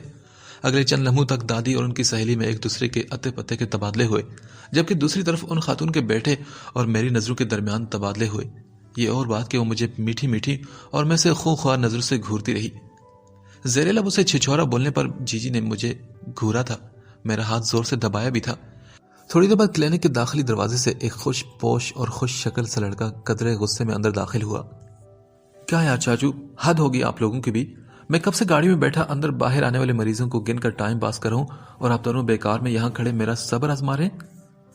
وہ لڑکا نان سٹاپ بولتا اپنے ہم عمر چاچو کی نسبت مجھے خاصا بدتمیز لگا تھا۔ لو بھلا بتاؤ، بڑے چھوٹے کا کوئی لحاظ ہی نہیں۔ دادی اور ان کی سہیلی اپنی باتیں روک کر اس کی طرف مڑ چکی تھی، سو دادی کی سہیلی نے اس لڑکے کو بھی انٹروڈیوس کرایا۔ اے میرا پوترا ہے اچھیے، شہریار دا منڈا ہے، اسفن یار تو تھوڑا ہی چھوٹا ہے اور اس دا نام ولی ہے۔ اپنی بات مکمل کر کے عادت کے مطابق وہ اپنی بات پر ہنسنے لگی تھی۔ دادی نے اس لڑکے کے سلام کے جواب میں اسے پیار دیا، جبکہ میں نے جیجے کے کان میں خسر پھسر شروع کر دی۔ لگتا ہے لوگوں کو اسفن یار ولی سے خاصا لگاؤ ہے، جبھی ایک کا نام اسفن یار اور دوسرے کا نام ولی رکھ چھوڑا ہے۔ ویسے یہ ولی کی شکل بھی تھوڑی بہت موصوف سیاست دان سے ملتی محسوس ہو رہی ہے۔ جیجی میری بات سن کر بے ساختہ ہنس پڑی۔ چونکہ میری خسر پھسر میری کوشش کی وجہ سے ان دونوں کے کان میں بھی پڑ چکی تھی، لہٰذا اسفن یار صاحب مسکرا اٹھے، جبکہ ولی محترم کے ماتھے پر ایک دم غصہ آیا تھا۔ مجھے قدرے ناگواری سے گھورتے ہوئے اپنی دادی سے بولے، جو ارد گرد کی دنیا بھلائے میری دادی کے ہمراہ کرسی سنبھالے سکون سے بیٹھ چکی تھی۔ یہ کیا دادی، گھر نہیں جانا کیا آپ نے؟ پاپا کا 2 بار فون آ چکا ہے، پھوپھو آنے والی ہے رات کے کھانے پر، جلدی چلیں گھر۔ دونوں دادیاں باتوں کے درمیان ٹوکے جانے پر قدرے غصہ ہوئی تھی، مگر پھر دادی سے ان کے گھر آنے کا وعدہ کرتی اور اپنے بیٹے اسفن یار کے موبائل میں ہمارے گھریلو فون نمبرز فیڈ کروا کر ہم تینوں کو کس کر جھپیاں ڈالی اور اپنے کاکے کے کاکے کا ہاتھ تھامے وہاں سے روانہ ہوگی۔ ہمیں چونکہ ابھی اندر جانا تھا، لہٰذا واپس کرسیوں پر ہم لوگ بیٹھ گئے۔ پھر دادی جیجی اور میرے سامنے اپنی اور اپنے سہیلی کے پرانے قصے دہرانے لگی، جبکہ میں سوچ رہی تھی کہ جاتے جاتے دادی کی سہیلی جن محبت پاش نظروں سے مجھے اور جیجی کو دیکھ کر گئی ہی، وہ بڑا ہی نیک شگن تھا۔ آخر ان کے ہمراہ 2 عدد خوش شکل پتھر تھے اور دادی کے گھر ابھی 2 عدد بیریاں موجود تھی۔ اب دیکھنا یہ تھا کہ کون سا پتھر کس بیری کے نصیب بنتا ہے۔ سردیاں اپنے جوبن پر تھی اور ہمارے گھر میں کنو اور مالٹو کی آمد و رفت بھی۔ اس وقت بھی میں اور جیجی مل کر سردیوں کی مزیدار حرارت دھوپ سینکتے ہوئے نمک لگا کر کنو کھا رہے تھے۔ امی اور تائی جی بھی قریبی تپائی پر سبزی کی ٹوکریاں دھرے کاٹنے کے ساتھ ساتھ خاندان میں ہونے والی متوقع شادیوں پر بحث کر رہی تھی۔ میں بھی عادت کے مطابق اپنی باتوں سے جیجی کے کان کھا رہی تھی کہ تبھی اندر سے پارسل بہت اچھی طرح تیار ہو کر نکلا۔ وائٹ ٹی شرٹ کے ساتھ بلیک جینز میں بڑا اکڑا سا ہمارے پاس آ کر کھڑا ہوا۔ دادی کے پوچھنے پر اس نے بتایا کہ دوست کی طرف کمبائن اسٹڈی کے لیے جا رہا ہے، ساتھ ہی ان کے ہاتھ سے کنو کی پھانک لے کر منہ میں رکھ لی، جبکہ مجھے اس کی تیاری تو کچھ مشکوک لگ رہی تھی۔ میں نے ایک آنکھ کھول کر باریک بینی سے اس کے چہرے کا جائزہ لیا تو وہ سٹ پٹا گیا اور اگلے ہی لمحے کنو کا ایک چھوٹا موٹا سا چھلکا میری آنکھوں پر دے مارا۔ دادی اور جیجی ہائے ہائے کرتی رہی، جبکہ میں آنکھ پکڑے ہائے ہائے کرنے لگی۔ ایک نظر امی اور تائی جی ہم پر ڈالنے کے بعد دوبارہ سے مصروف ہو چکی تھی کہ ان کے لیے یہ تو روٹین کا حصہ تھا۔ میں نے بھی آؤ دیکھا نہ تاؤ چھلا ہوا کینو دے مارا۔ پارسل منہ کھولے ہکا بکا مجھے اور اپنی نئی ٹی شرٹ کو دیکھنے لگا تو جیجی بھی کھلکھلا کر ہنس پڑی۔ چل کوئی بات نہیں میرا بچہ، تو نے بھی تو بہن کو چھلکا مارا نا، ایک اس نے بھی مار لیا تو کیا ہوا؟ دادی نے کنو کھاتے ہوئے لڑائی بڑھنے کے خیال سے اسے حوصلہ دیا تھا۔ دادی، دانیہ کی بچی نے چھلکا نہیں مارا، پورے کا پورا مالٹا مجھے دے مارا ہے۔ میری نئی نکور شرٹ کا حشر کیا کر دیا؟ وہ بیچارہ روحاسا ہو کر دہائی دینے لگا۔ دادی نے ایک نظر اس کی شرٹ کو دیکھا جو واقعی زوردار کنو لگنے سے اس کے رس کا مزہ لے رہی تھی، اور پھر مجھے گھورنے لگی کہ تبھی گیٹ سے کوئی اندر داخل ہوا۔ سب نے پلٹ کر گیٹ کی طرف دیکھا جہاں دادی کی سہیلی آہستہ آہستہ ہاتھ میں بیکری کا شاپر پکڑے اندر داخل ہوئی۔ تمام خواتین الرٹ ہو کر کرسی سے کھڑی ہو گئی۔ دادی تو سب چھوڑ چھاڑ کر پورے جوش و خروش سے جا کر ان سے ملی اور پھر سب کو ان سے انٹروڈیوس کروانے کے بعد انہیں لے کر اندر چلی آئی۔ امی اور تائی جی بھی ان کے پیچھے چل پڑی تھی۔ پارسل مجھے وارننگ دیتا وہاں سے نکل چکا تھا جبکہ میں نے جی جی کو خوشخبری سنا دی تھی کہ ہو نہ ہو دادی کی سہیلی ہمارا رشتہ لے کر ہی آئی ہے۔ جواب میں وہ مجھے زوردار دھپ مارتی کھینچتی ہوئی کچن میں لے گئی جہاں اب ہم دونوں کو ہی دوپہر کے کھانے کی تیاری کرنی تھی۔ شام میں گھر کے مردوں کی واپسی کے بعد اندر اب بڑوں کی محفل جمی تھی۔ تبھی میں اور جی جی رجو کو لے کر باہر آ گئی۔ رجو کو میں نے مون اور ارسل کے کمرے سے فٹ بال لینے کو کہا جو فرصت کے اوقات میں میرا اور رجو کا پسندیدہ کھیل تھا، اور جی جی کبھی نہیں کھیلتی تھی، بس ریفری بنی مفت میں بولتی رہتی تھی جبکہ رجو کے حساب سے یہ کھیل تو بہت ہی آسان تھا۔ اس کا کہنا تھا کہ بس فٹ بال کو لاتی تو مارنی ہے اور کیا۔ ہم دونوں دھڑا دھڑ ککس مار مار کر فٹ بال کا حشر کر رہی تھی۔ میں ایسی طرف تھی جہاں سے مجھے گیٹ صاف دکھائی دے رہا تھا۔ بال اب میرے پیر کے نیچے تھی اور میں ٹارگٹ سیٹ کر رہی تھی کہ تبھی گیٹ کھلا اور میں سمجھ گئی کہ پارسل صاحب اپنی کمبائن اسٹڈی سے واپس آئے ہیں۔ میں نے لمحے کی دیر کی بغیر پوری زور لگا کر کک اس طرف لگائی تھی۔ بال اڑتی ہوئی ٹھیک نشانے پر جا رہی تھی مگر گیٹ کے اندر جھانکنے والے سر کو دیکھ کر میرے 14 طبق روشن ہو گئے، جسے میں پارسل سمجھ کر اور اپنی شاندار کک پر اگلے 2 دن تک خوش ہونے والی تھی وہ کوئی اور نہیں بلکہ دادی کی سہیلی کا وہ سڑا سا پوتا ولی نکلا جس سے پہلی نظر میں ہی میں نے بدتمیز کا خطاب دے ڈالا تھا۔ بال اڑتی ہوئی سیدھی بیچارے کے چہرے کو 4 چاند لگاتی نکلتی چلی گئی۔ وہ غریب منہ پر ہاتھ دھرے اس ناگہانی آفت پر حیران رہ گیا تھا۔ میں اور جی جی تو اس غیر متوقع صورتحال پر بوکھلا گئے تھے اور قدرے تیز قدموں سے چلتے ولی محترم کے قریب چلے آئے جبکہ رجو وہاں سے فرار ہو چکی تھی۔ ولی کے پیچھے اس کے جوان جہان چاچو بھی کھڑے نظر آئے جو شاید ڈر کے مارے دہلیز نہیں پلانگ پائے تھے کہ کہیں اگلا ٹارگٹ وہی نہ ہو۔ تھوڑے سے اوسان بحال ہوئے تو وہ اپنا سوجا سا لال ٹماٹر منہ اوپر کیے مجھے گھورنے لگا۔ کتنا چالاک انسان ہے وہ، کتنی جلدی سے پتا چل گیا کہ یہ میرا ہی کارنامہ ہے۔ میں نے دل ہی دل میں اسے داد دی جبکہ میری جی جی شرمندہ سی صفائیاں دینے لگی تھی اور جواب میں وہ کوئی بات نہیں کہہ رہا تھا۔ میں نے بھی کچھ کہنا ضروری سمجھتے ہوئے بس اتنا کہا، آپ اندر آئیے نا، اندر چلیے اور استری گرم کر کے ٹکور کر لیں اپنے چہرے پر۔ بس جی پھر کیا تھا، وہ تو مجھے سے گھورنے لگا جیسے مجھے کچا چبا جائے گا، اور تو اور جی جی مجھے آنکھیں دکھانے لگی۔ صرف اسفن یار صاحب کی گہری مسکراہٹ نے مجھے قدرے حوصلہ دیا تھا۔ اسی ہلکی پھلکی ہڑبونگ میں ہم انہیں اندر ڈرائنگ روم میں چھوڑ کر کچن میں چلی آئی جہاں جی جی نے چائے کا پانی رکھتے ہوئے خوب تڑکا لگا کر مجھے شرم کا لیکچر دیا۔ وہ دونوں دادی کی سہیلی کو لینے آئے تھے، لہٰذا اس وقت بحث کرنے کے بجائے میں نے بھی چائے کی تیاری میں خاموشی سے مدد کروائی، مگر سچی بات تھی کہ مجھے ولی کی شکل یاد کر کے مسلسل ہنسی آ رہی تھی اور جی جی کی انوکھی طرز کی فکر بھی میری سوچوں کو نیا رخ دے رہی تھی۔ جی جی اور کسی لڑکے کے لیے اتنی سنجیدہ، ضرور کچھ تو گڑبڑ ہے۔ آخر ہماری زندگی میں بھی وہ خوبصورت ٹویسٹ آ ہی گیا جس کا کم از کم مجھے تو بڑی بے چینی سے انتظار تھا۔ میری اور جی جی کی جھٹ بات پکی ہوئی تھی اور پٹ سے بیاہ بھی ہونے والا تھا۔ ارے اتنا حیران ہونے والی کیا بات ہے، کہانیوں میں تو ایسا ہی ہوتا ہے نا۔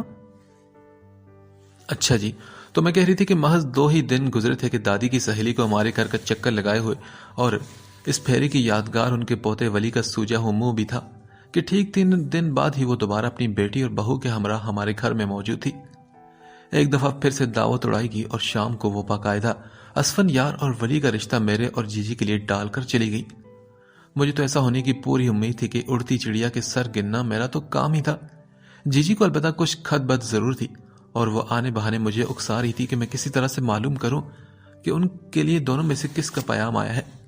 اب میں بیچاری کس سے پوچھتی بھلا، یہ تو ڈائریکٹ جوتے کھانے والی بات تھی نا۔ رات کی چائے کے بعد بالآخر رشتے تھیلے سے باہر آ ہی گئے۔ اب یہ جی جی کی دعاؤں کی اثر انگیزی تھی یا دوسرے ان لوگوں کی کہ جی جی کے لیے رشتہ آیا تھا ولی کا اور میرے لیے اسفن یار کا۔ اتنے دنوں سے جی جی کی ٹوہ میں تھی سو حال دل کا کچھ اندازہ تو مجھے بخوبی ہو چکا تھا. میرے لیے تو یہ ہرگز حیرت کی بات نہیں تھی، مگر گھر کے تمام بڑے ضرور سر جوڑے بیٹھے تھے. توقع سے بالکل الٹ کام ہوا تھا. پھوپھی کے لیے چچا کے بجائے بھتیجے کا اور بھتیجی کے لیے چچا کا پیغام آیا تھا، اور اس رشتے پر ان لوگوں کو یعنی کہ امی، ابو جی، تایا، تائی جی سبھی کو اعتراض تھا، پر صرف دادی تھی جنہیں کسی قسم کا کوئی اعتراض نہیں تھا کہ ان کی سہیلی نے ان کے کان میں اپنے لڑکوں کی پسندیدگی کی بات ڈال دی تھی. یہ بات مجھے رجو نے بتائی تھی. اس سے خود اپنے کانوں سے دونوں دادیوں کو اس بارے میں بات کرنے سنا تھا جس وقت وہ دادی کا پاندان دینے ان کے کمرے میں گئی تھی. شکر ہے کہ کیونکہ ولی نک چڑھا مجھے بالکل اچھا نہیں لگا تھا، اور شاید میں بھی اسے اس حیثیت سے قبول نہیں کر پائی تھی. جو بھی تھا سچویشن بڑی ہی انٹرسٹنگ تھی. میں نے تو اٹھتے بیٹھتے جی جی کی ناک میں دم کر رکھا تھا. انہیں بہو رانی کہہ کر چھیڑے جاتی تھی. آخر کو میں ان کی چچی ساس بننے والی تھی، کوئی مذاق تھوڑی تھا. اب ولی کو تو ہر حال میں مجھے چچی کہنا ہی تھا، تو اس کی بیوی کی حیثیت سے جی جی مجھے کیا کہتی؟ اور یہی سوال میں ان سے پوچھ کر ان کے دماغ کا دہی بنا چکی تھی. اور اب تو میرے آگے باقاعدہ ہاتھ جوڑ کر وہ 2 بار تسلیم کر چکی تھی کہ سیدھے سادھے مسئلے میں ٹیڑھا پن تلاش کرنے میں میرا کوئی ثانی نہیں تھا. اور ان کی منتیں بھی جاری تھی کہ اپنے ایسے خیالات میں اپنے بھیجے میں رکھوں کہ بڑوں کو ان بھول بھلائیوں میں مت الجھا دوں کہ کہیں وہ بھی ایسے ہی جوڑ توڑ کر کے اپنے دماغ کے جوڑ نہ ہلانا شروع ہو جائیں. سر دستو دادی نے گرین سگنل دے کر تمام بڑوں کو 2-3 دن کی مہلت دی تھی سوچنے کی، لیکن دادی کے گرین سگنل کا مطلب اوکے ہی تھا. سو 1 ہفتے بعد ہی لڑکے والوں کو بڑوں کے کہنے پر پازیٹیو رسپانس دے دیا گیا تھا. لاؤنج اس وقت چھت پھاڑ آوازوں سے گونج رہا تھا، جن میں سب سے زیادہ آواز پارسل کی تھی، جو نہ جانے کہاں سے جی جی کے نام کی مناسبت سے پرانا بلیک اینڈ وائٹ دور کا گانا ڈھونڈ لایا تھا، اور اب سب کے درمیان کھڑا ہیرو بنا لہک کر اسے گار بھی رہا تھا. جیاؤ کچھ بول دو، ارے او دل کا پردہ کھول دو. جی جی تو لال سرخ ہوتی اپنے جہیز کے جوڑے پیک کرنے میں مگن دکھائی دے رہی تھی، جیسے آس پاس کی اسے کوئی خبر ہی نہ ہو. امی، تائی جی اور چھوٹی چچی بھی تیز ہاتھ چلاتی مسلسل منہ بھی چلائی جا رہی تھی. کپڑوں کے ڈھیر کے درمیان رکھے ڈرائی فروٹ کے بڑے سے ٹرے میں سے اب گنے چنے ہی اخروٹ اور کاجو آخری سانس لے رہے تھے. آج تو دادی بھی اس ہنگامے کا حصہ بنی بہوؤں کو ہدایات دے رہی تھی، ساتھ ہی ساتھ ینگ پارٹی کی حرکتوں سے خوش بھی ہو رہی تھی، جن میں سب سے سر فہرست اس وقت پارسل کے لوفرانہ ٹھمکے تھے. میں جانتی تھی کہ وہ یہ سب افشین بھابھی کی چھوٹی بہن شامین کو امپریس کرنے کے چکر میں کر رہا ہے. چھوٹی چچی کے بھی تینوں بیٹے باری باری اٹھتے اور 2 ٹھمکے مار کر واپس بیٹھ جاتے. شادی میں بس 2 ہفتے رہ گئے تھے، لہٰذا تائی جی کی بڑی بہو بھی بچوں سمیت آ چکی تھی. سبھی کا ہدف جی جی تھی. مجھے ان کی چچی ساس کہہ کر ناک میں دم کر رکھا تھا سب نے. اس سارے ہنگامے میں صرف ایک میں تھی جو بوجھل دل لیے دادی کے پہلو میں خاموشی سے آنکھیں بند کیے بیٹھی تھی. میرا دل بے طرح سے اداس تھا. جی کر رہا تھا کہ سب کے درمیان سے اٹھ کر کمرہ بند کر کے بیٹھ جاؤں، پر آج کل دادی نے سختی سے مجھے اور جی جی کو کہیں بھی اکیلے بیٹھنے سے منع کر رکھا تھا. وہ انتہا کی وہمی بھی تو تھی. تبھی میری ہمدرد اور غم گسار چھوٹی چچی کی ہی مجھ پر نظر پڑی تو وہ چونک گئی. دانیہ بچے کیا بات ہے میری چندہ؟ بس جی چندہ سے پوچھنے کی دیر تھی کہ چھم چھم بارش برسنے لگی. سبھی بوکھلا کر میرے قریب آگے اور پھر تو جیسے باریاں لگی. دادی نے جب سب کو یوں بے حال ہوتے دیکھا تو فوراً اپنے چادر کے پلو سے آنکھیں پوچھ کر ناک بھی سڑک لی تھی. پھر چادر کے اسی کونے سے بے دم سی جی جی کو سینے سے لگا کر بڑی محبت سے ان کا آنسو سے سجا چہرہ چٹ کر دیا. اور اس سے پہلے کہ وہ ایسی ہی محبت میرے چہرے پر آزماتی، میں نے جھٹ سے خود ہی اپنا منہ صاف کیا. دادی نے مجھے پچکارتے ہوئے کہا، بس کر دے میری بچی، دیکھ تو نے سب کو رلا دیا. پاولی 2 جگر کے ٹکڑے رخصت کرنے ہیں اس گھر سے. سوچ کتنا بڑا جگرا کر رکھا ہے سب نے. ہنسی مذاق تو بس تم دونوں کا دل بہلائے رکھنے کو ہے، ورنہ ہم سے پوچھ کے دل پر کیا بیت رہی ہے. تو بھی اب بس کر، رو کر اپنا روپ مت گوا. ہر لڑکی کے لیے ماں باپ کا گھر چھوڑنا بھاری ہوتا ہے، لیکن اس کا یہ مطلب تو نہیں کہ تو یوں جان ہلکان کر اپنی. دادی نے ایک بار پھر ناک پہنچ کر مجھے سینے سے لگایا تو میں جو ان کی بات پر حیران ہو رہی تھی بڑی سادگی سے بولی، اوہو دادی آپ بھی بڑی بھولی ہیں. آپ کو کیا لگا کہ میں رخصتی کے خیال سے رو رہی ہوں؟ میں نے پلکیں پٹپٹاتے ہوئے سب پر ایک نگاہ ڈالی جن کی نگاہوں میں اب حیرت تھی، اور میں ان سب کو نظر انداز کرتی قدرے شرارتی بھرے لہجے میں بولی، ارے شادی ہونا تو خوشی کی بات ہے دادی، اور خوشی کی بات پر رویا نہیں جاتا۔ میں جیسے ان کو نصیحت کر رہی تھی، امی کے گلا کھنکانے کی آواز سنائی دی جس میں میرے لیے واضح وارننگ تھی۔ آس پاس سے دبی دبی ہنسی بھی سنائی دینے لگی۔ تبھی دادی دانت پیستے ہوئے پوچھنے لگی، تو میرا بچہ تو نے اتنا ہلک کس غم میں پھاڑا تھا؟ ساتھ میں باقی سب کی چولیں بھی تم نے ڈھیلی کروا دی؟ ہاں وہ تو دراصل دادی میں اس بات پر دکھی تھی کہ جس کو دیکھو صرف جی جی کو ہی چھیڑتا رہتا ہے، انہیں ہی ستاتے ہیں سب۔ کوئی ان کے لیے گانا گا رہے تو کوئی انہیں فوکس کیے لہک لہک کر بندروں کی طرح اچھل کود کر رہا ہے۔ میرا اشارہ پارسل کی طرف تھا اور میری طرف تو کسی کا دھیان ہی نہیں۔ آخر میری بھی اکلوتی شادی ہے، میرے بھی کچھ ارمان ہے کہ کوئی مجھے تنگ کرے، میرے لیے بھی کوئی گانا گائے۔ اتنا کہہ کر میں کلائی میں پڑی 2 چوڑیوں سے کھیلنے لگی۔ میرے دکھ بھرے بیان پر پہلے تو سبھی کو سانپ سونگ گیا اور پھر اچانک ینگ پارٹی نے زور و شور سے ہنسنا شروع کر دیا۔ ہوتے ہوتے کہوں کے اثرات بڑوں تک بھی پہنچے اور سبھی میری اس منطق کو میری معصومیت گردان کر خوشگواری سے ہنس پڑے۔ جی جی اٹھ کر میرے قریب آئی اور مجھے گلے سے لگا کر میرا گال چوما۔ ہماری نظریں ایک دوسرے سے ملی اور ان میں میکے سے جدائی کا دکھ نمی بن کر چمک اٹھا۔ جی جی نے میرے ماتھے سے ماتھا ٹکا کر اپنے اور میرے آنسو پوروں پر چن لیے۔ میں اور جی جی یادوں اور باتوں کا انمول خزانہ ہمراہ لے کر جا رہی تھی۔ ایک ایک لمحے کی خوبصورتی دل کی دیوار پر کبھی نہ مٹنے والی لکیر کی طرح نقش تھی، اور میرے لیے خوشی کی بات یہ تھی کہ رشتہ چاہے جو بھی ہو، ہم دونوں ہمیشہ کی طرح ساتھ ساتھ تھیں اور رہیں گی۔ آج صبح سے ہی پورے گھر میں علی ظفر چیخ رہا تھا۔ مون اور پارسل دادی کی ڈانٹ ٹپٹ کی پرواہ کے بغیر کان پھاڑ آواز میں میوزک لگائے ان کے صبر کا امتحان لے رہے تھے۔ آج میری اور جی جی کی مہندی تھی۔ گھر مہمانوں سے بھرا پڑا تھا۔ لڑکیوں کا ریوڑ تھا جو پورے گھر میں منڈلاتا پھر رہا تھا اور لڑکوں کی شوخیاں آپے سے باہر ہو رہی تھی۔ دادی نے دنیا بھر کے رشتہ داروں سے گھر بھر لیا تھا۔ دادی کے کئی رشتہ دار ایسے تھے جنہیں میں جی جی تک نہیں جانتی تھی۔ اتنی رونق اور دھمال میری طبیعت پر خوب خوشگوار اثرات مرتب کر رہی تھی۔ دادی اور امی کے لاکھ کہنے کے باوجود میں پارے کی طرح گھر بھر میں گھوم رہی تھی۔ لوگوں کے لیے میری مہندی کی دلہن ہونا حیرت کا باعث تھا۔ خیر مجھے کیا، میرے لیے تو اپنی شادی بھی کسی ایڈونچر سے کم ہرگز نہیں تھی۔ اب میں بھی جی جی کی طرح تھوڑی نہ کر سکتی تھی کہ ہر 2 گھڑی کے بعد چہرہ دوپٹے کے پلو میں چھپائے ذرا سا رو لو۔ شام ہوتے ہی ہمارا پورا گھر روشنی سے بھر چکا تھا اور اپنی شادی کی لائٹنگ دیکھنے کا مزہ ہی الگ ہے۔ گھر کے لان میں ہی پنڈال سج چکا تھا جو میرے بھائیوں اور کزنز کی محنت کا منہ بولتا ثبوت تھا۔ ہاں جی جی کے بھائی صرف حکم چلانے پر لگے ہوئے تھے۔ میں اور جی جی سسرال سے آئے خوبصورت مہندی کے غراروں میں پنڈال میں اترنے کے لیے تیار بیٹھی تھی۔ ایک دلچسپ تماشا تھا جو اب میں اور جی جی دیکھنے میں مشغول تھی۔ لڑکیوں کی تیاریاں اور چھوٹی چھوٹی چیزوں کے لیے مچی ہوئی چیخ و پکار۔ شامین مجھے اور جی جی کو تیار کرنے کے بعد خود کو سجانے میں مصروف تھی۔ وہ چونکہ میک اپ ایکسپرٹ تھی اس لیے بڑی محنت سے اپنا آئی میک اپ مکمل کر رہی تھی۔ زیادہ تر کمروں میں لڑکوں نے پر پھیلا رکھے تھے، لہٰذا گڑیاں چڑیوں کی طرح بیچاری اپنا ساز و سامان صرف اسی کمرے میں پھیلائے بیٹھی تھی۔ شامین نے میرے اور جی جی کے بعد کئی ایک کزنز کو تیار کیا اور ابھی وہ اپنا خوبصورت سا آف وائٹ غرارہ پہنے شیشے کے سامنے اپنے میک اپ کرنے کے لیے کھڑی ہوئی تھی جب دادی کی ایک دور پرے کی عزیزہ کی پوتی اٹھلاتی ہوئی آئی اور بڑے روب سے شامین کو آرڈر دیا کہ اسے بھی ذرا تیار کر دیا جائے۔ شامین کو غصہ تو بہت آیا مگر پھر بھی تحمل سے بولی کہ پہلے اسے تیار ہو لینے دے پھر وہ دیکھے گی۔ پر وہ لڑکی منہ بناتی ڈریسنگ سٹول پر ہی ٹک گئی جیسے میک اپ کروا کر ہی اٹھے گی۔ شامین تھوڑا سا کھسک کر پرے ہوگی اور پوری توجہ سے آنکھوں پر آئی شیڈ لگانے لگی۔ وہ لڑکی بھی غصے سے مسلسل ٹانگیں ہلاتی اسے گھور رہی تھی۔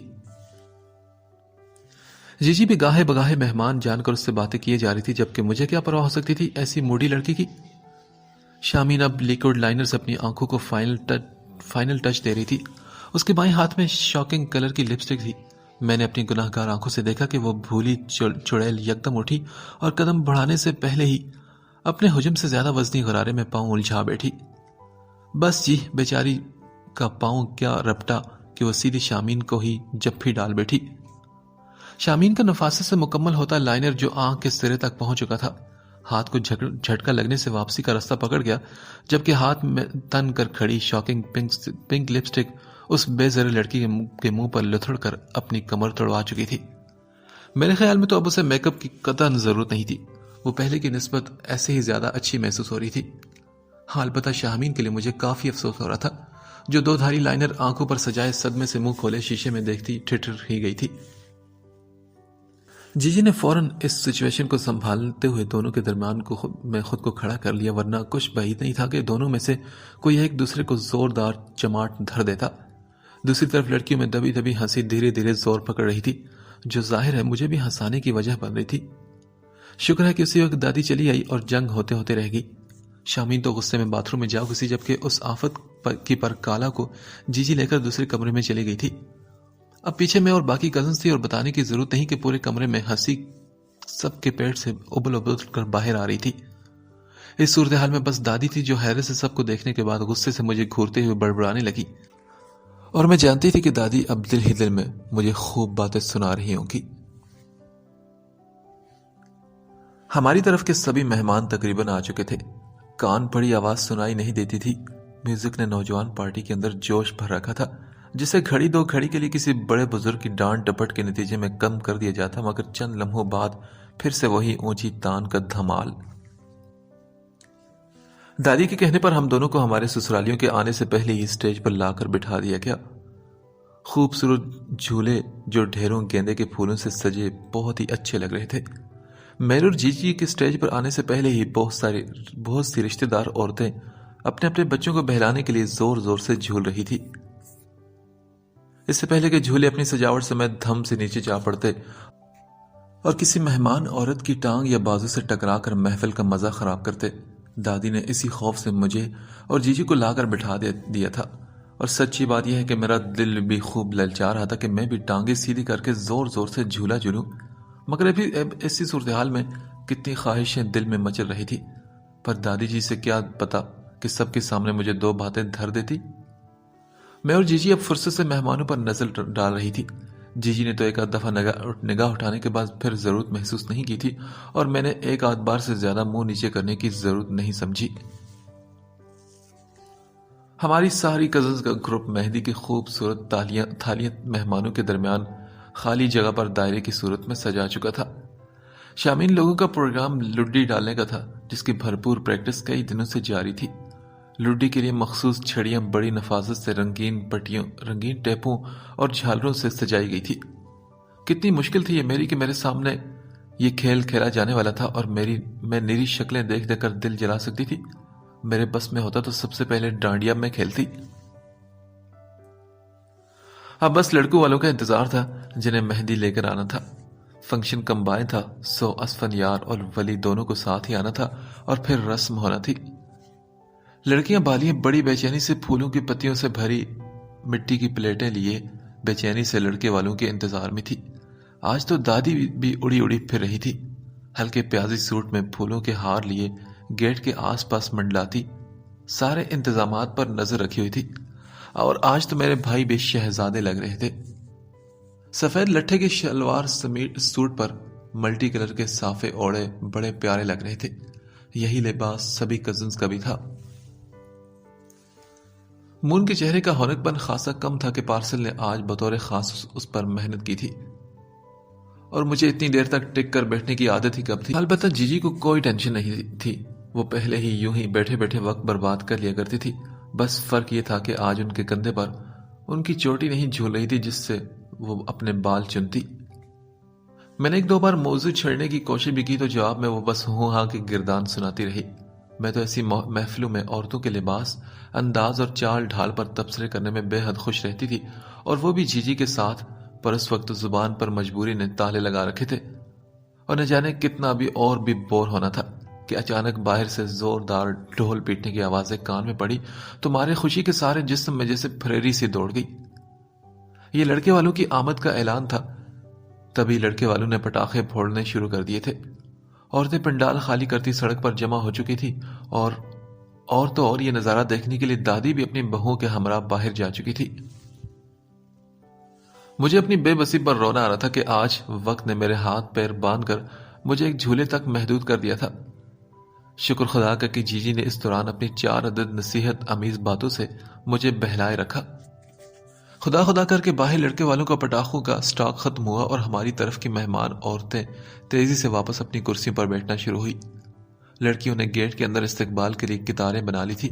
جی جی نے پھر سے گھونگھٹ نکال لیا، جبکہ میں نے ایسا کوئی کام نہیں کیا تھا۔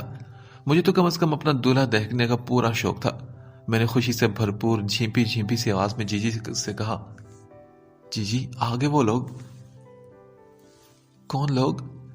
جی جی نے مجھ سے ایسے پوچھا جیسے جانتے ہی نہیں تھے کہ میں کس کی بات کر رہی ہوں۔ تبھی میں نے کہا، جی جی کیا تمہیں نہیں پتا؟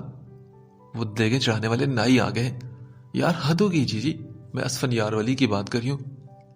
خوشی سے میری آواز پھٹی پھٹی سی نکلی تھی۔ ٹھیک سے بولو گدی۔ جی جی نے دھیرے سے میرے ہاتھ دبائے اور شرماتے ہوئے بولی، تمہارا اسفن یار اور میرے ولی۔ اوہو اچھا جی، انٹری ہو گئی ہے دونوں کی۔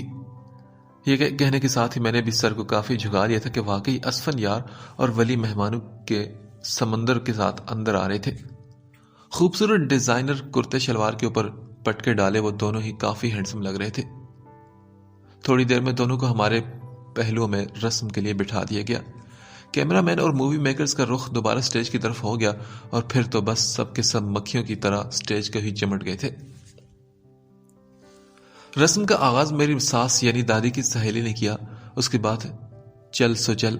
جگہ تھوڑی تنگ ہوگی، جبکہ بچہ بچہ ہمیں جیسے مٹھائی کھلانے اور تیل مہندی لگانے کے لیے بے چین سا اوپر چڑھا رہا تھا۔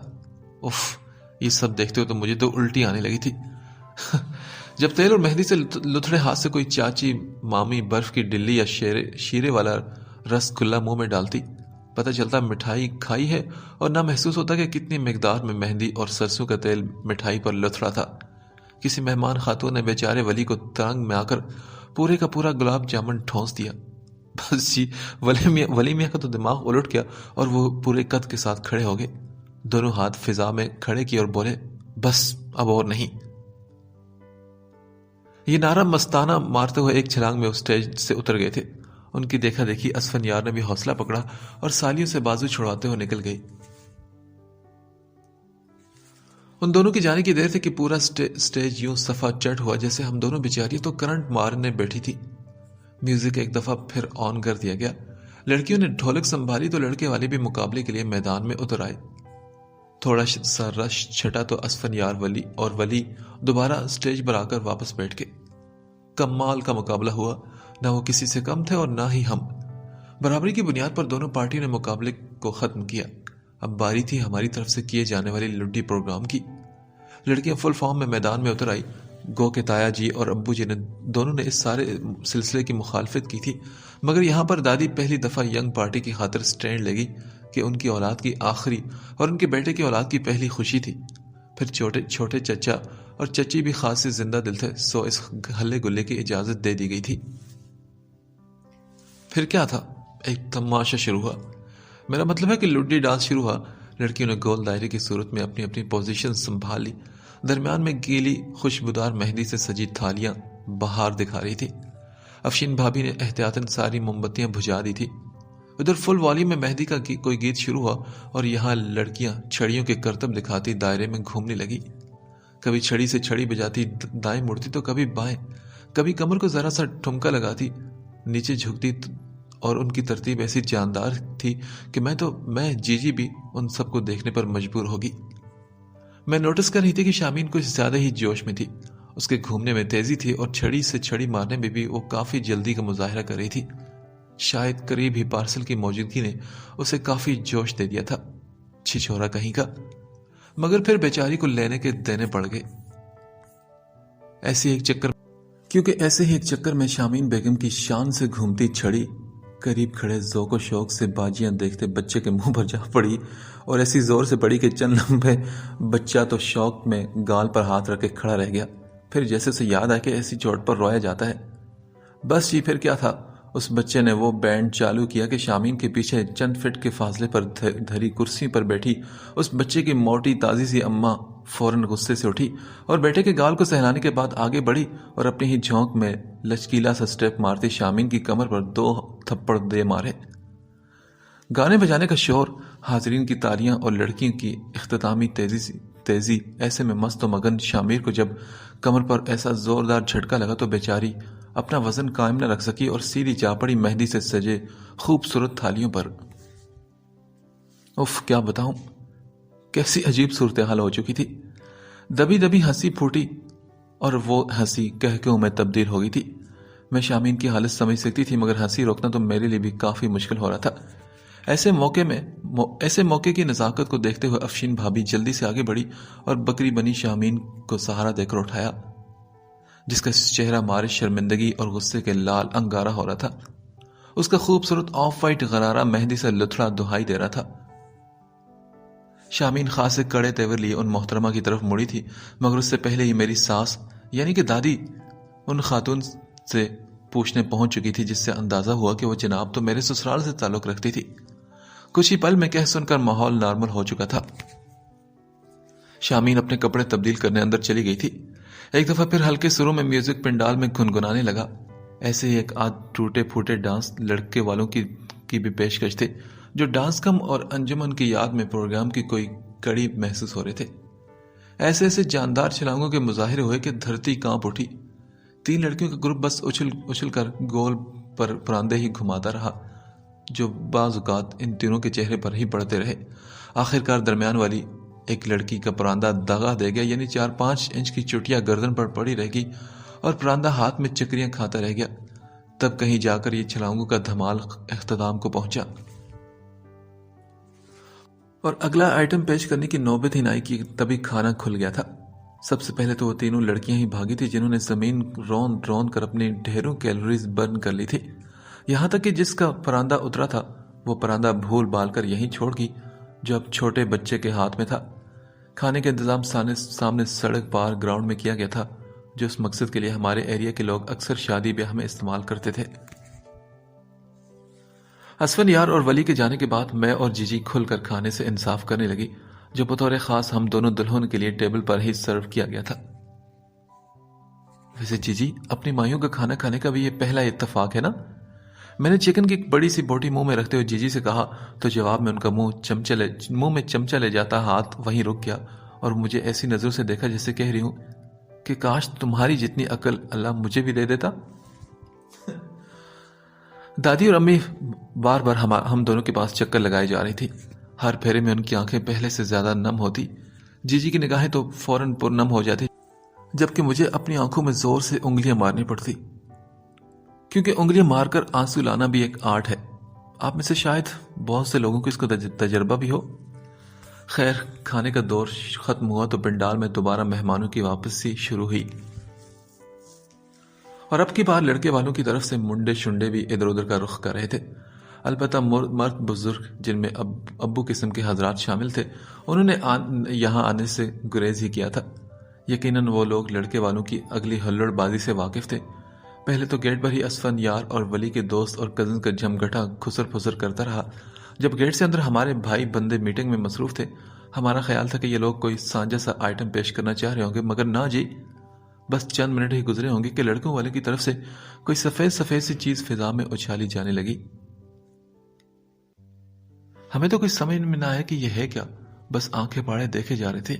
خواتین اور لڑکیوں میں ہلچل سی مچی اور وہ جگہ جگہ سے اپنی نشستیں چھوڑ کر ایک سائڈ پر لگی کرسیوں پر بیٹھنے لگی۔ لڑکیاں بھی ہنستی مسکراتی ان کے آس پاس اکٹھی ہونے لگی، یعنی کہ لڑکوں کے لیے میدان خالی کر دیا گیا۔ بس یہ پھر کیا تھا، وہ ہاہاکار مچی جیسے کسی نے جنگ کا اعلان کر دیا ہو۔ ہر طرف سفید روئی کے گولے سے اڑنے لگے۔ میں نے جی جی کی طرف جھک کر کہا، جی جی، یہ لوگ ایک دوسرے کو روئی کے گولوں سے نشانہ کیوں مار رہے ہیں؟ ارے پگلی، یہ روئی کے گولے نہیں، انڈے ہیں۔ دیکھا نہیں، جس کو بھی پڑ رہا ہے وہ زردی میں پیلا ہوتا جا رہا ہے۔ شاید یہ بھی کوئی ان کی رسم ہوگی۔ جی جی نے بڑے انداز میں بات مکمل کر کے آنکھیں پٹپٹائی تو میرے تو 14 طبق روشن ہو گئے۔ اگر جو کوئی انڈا جی جی کو یا مجھے آ لگا تو ایسا سوچ کر ہی مجھے جھرجھری آ گئی تھی۔ انڈے نے تو 2-3 دن تک باس مارتے رہنا تھا۔ اس سے تو بہتر تھا کہ ہم دونوں کو اندر ہی کمرے میں پہنچا دیا جاتا۔ پھر دیکھتے ہی دیکھتے مقابلے میں تیزی آ گئی تھی۔ شور اتنا تھا کہ سر بھی انڈوں کی طرح پھوٹنے کے قریب تھا، اور اس انڈا جنگ کے لیے یقیناً پیشگی اطلاع ہوگی، کیونکہ ہمارے لڑکے بھی پورا سٹاک لے کر میدان میں اترے تھے۔ لڑکیاں تو خوب ہنستی جا رہی تھی سب پر، اور اس سب سے دور بھی تھی کہ انہیں ڈر تھا کہ کہیں وہ بھی نشانے پر نہ جائیں۔ حیرت تو مجھے اسفن یار پر تھی جو دوستوں کے ہمراہ لہک کر انڈے مار بھی رہے تھے اور کھا بھی رہے تھے۔ ولی تو خیر تھا ہی اس مزاج کا کہ دونوں کے خوبصورت ڈیزائن کے کرتے جگہ جگہ سے انڈوں کی باقیات سے سج گئے تھے۔ جو بھی تھا، چونکہ میں نے یہ کھیل کسی بھی شادی میں کھیلا جاتا نہ سنا تھا اور نہ ہی دیکھا تھا، سو انجوائے کرنا قدرتی امر تھا۔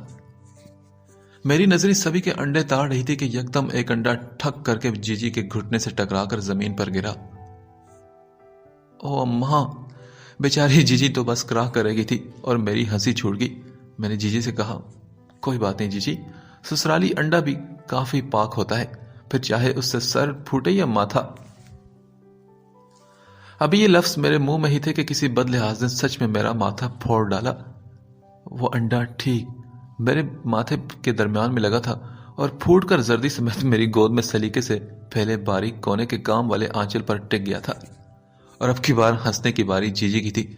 مجھے تو اس سچویشن میں رونا آنے لگا۔ میں نے پریشانی سے جیجی سے پوچھا، کیا میرے ماتھے پر گھومڑ تو نہیں ابھر آیا؟ چند لمحے میری صورت دیکھنے کے بعد وہ بولی، ویسے فی الحال تو نہیں، مگر صبح تک شاید کوئی نہ کوئی اپنا نشان چھوڑ جائیے، پر تم فکر مت کرو، بندیا کے نیچے چھپ جائے گا۔ یہ کہہ کر جیجی پھر سے ہنسنے لگی اور میں نے غصے میں آنچل پر دھرے انڈے کو دیکھا۔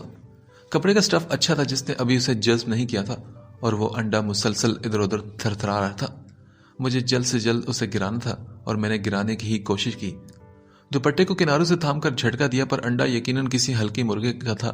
جب ہی نیچے ڈھلکنے کے بجائے پھدک کر بالکل میری سیدھ میں سٹیج سے نیچے کھڑے کیمرہ مین کے گھنے بالوں پر جا ٹکا۔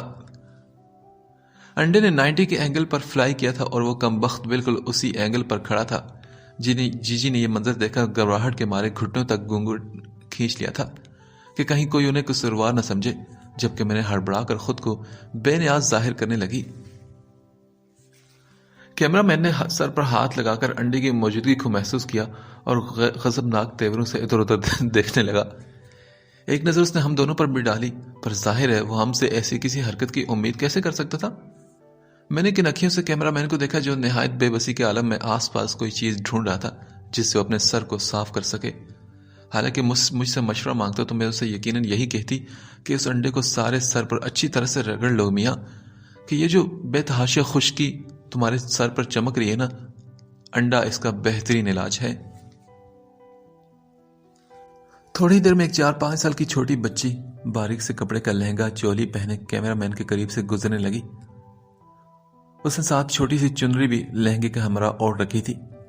کیمرہ مین نے آؤ دیکھا نہ تاؤ جھٹ سے اس بچی کے کندھے پر جھولتی چنری کو جھپٹا اور سر پر انڈا صاف کر کے واپس اس بچی کے ہاتھ میں وہ تھما دی، جو حیرت سے منہ پھاڑے ان بے شرم انکل کو دیکھ رہی تھی جو اب سکون سے کیمرے کے لینس سیٹ کر کے کھٹا تصویریں بنا رہے تھے۔ وہ بچی ناک چڑھاتی ان انکل کو نہایت غصے بھری نگاہوں سے گھورتی، اپنی منی سی چنری کو 2 انگلیوں میں تھام کر اس طرف کا رخ کر گئی جہاں یقیناً اس کی اماں تھی، جنہوں نے لازمی 2 چپیڑے اپنی بیٹی کو یہ دھرنی تھی کہ آخر وہ اتنے رش میں گھسی ہی کیوں تھی۔ خدا کر کے میرے اور جیجی کے میکے اور سسرال دونوں طرف کے انڈے ختم ہوئے اور اس کے ساتھ ہی انڈے مارنے کی یہ رسم بھی تمام ہوئی، جس کے بعد سب لڑکوں کی حالتیں ایسی تھی کہ دیکھ کر الٹی آ رہی تھی۔ سب کے سب انڈوں کے آملیٹ بنے کافی فنی لگ رہے تھے۔ انڈوں کی سفیدی خوش ہو کر چہروں اور بالوں میں اکڑاؤ پیدا کر ہی چکی تھی۔ خود اسفن یار اور ولی مایوں کے دولہا کم اور شتر مرغ زیادہ لگ رہے تھے۔ اس محفل کے اختتام پر میرا اور جیجی کا خیال تھا کہ آئندہ سے کسی بھی شادی پر انڈے مارنے والوں کی ڈنڈے سے خاطرداری ہونی چاہیے، جو مہندی مایوں کی خوشبودار اور سنہری رسم کو انڈے مارنے کے اس کھیل کے ساتھ جوڑ کر سارا مزہ کرکرا کر دیتے ہیں۔ ایک نئی زندگی کی شروعات میں نے اور جیجی نے سب کی ڈھیروں دعاؤں کے ساتھ کی تھی۔ بارات اور ولیمہ کے بعد دعوتوں کا ایسا نہ رکنے والا سلسلہ شروع ہوا جو آخرکار ولی کو ہونے والی فوڈ پوائزن پر ہی تھما تھا۔ اسفن یار اور ولی دونوں کی اماؤں نے فیصلہ کیا کہ اب کوئی دعوت قبول نہ کی جائے۔ چونکہ دونوں طرف رشتہ داروں کی کثیر تعداد تھی، لہٰذا یہ سلسلہ لمبا ہی ہوتا چلا گیا تھا۔ پر اب راوی چین ہی چین لکھ رہا تھا۔ ہم دونوں کو اس گھر کے مکینوں سے اتنی اپنائیت ملی کہ میکے جانے کا دھیان بھی کم ہی آتا تھا۔ پھر میرا خود اور جی جی کا ایک دوسرے کی سنگت میں دن کیسے گزرتا پتہ بھی نہ چلتا تھا۔ میری اور جی جی کی دوستی اور انڈرسٹینڈنگ ابھی تک ایسی ہی تھی۔ شام ہوتے ہی گھر کے مرد واپس لوٹتے تو ماحول مزید خوشگوار ہو جاتا۔ ولی کا چلبلا پن اور اٹکھیلیاں اور پھر ہم دونوں کی مزیدار نوک جھونک سبھی کا دل بہلائے رکھتی۔ اپنی تمام تر شوخی کے باوجود ولی کو جی جی کی طبیعت کا ٹھہراؤ کافی اچھا لگتا تھا، جبکہ اسفن کے دھیمے اور ٹھنڈے مزاج کو میری کھٹی میٹھی عادتیں کافی خوش رکھتی۔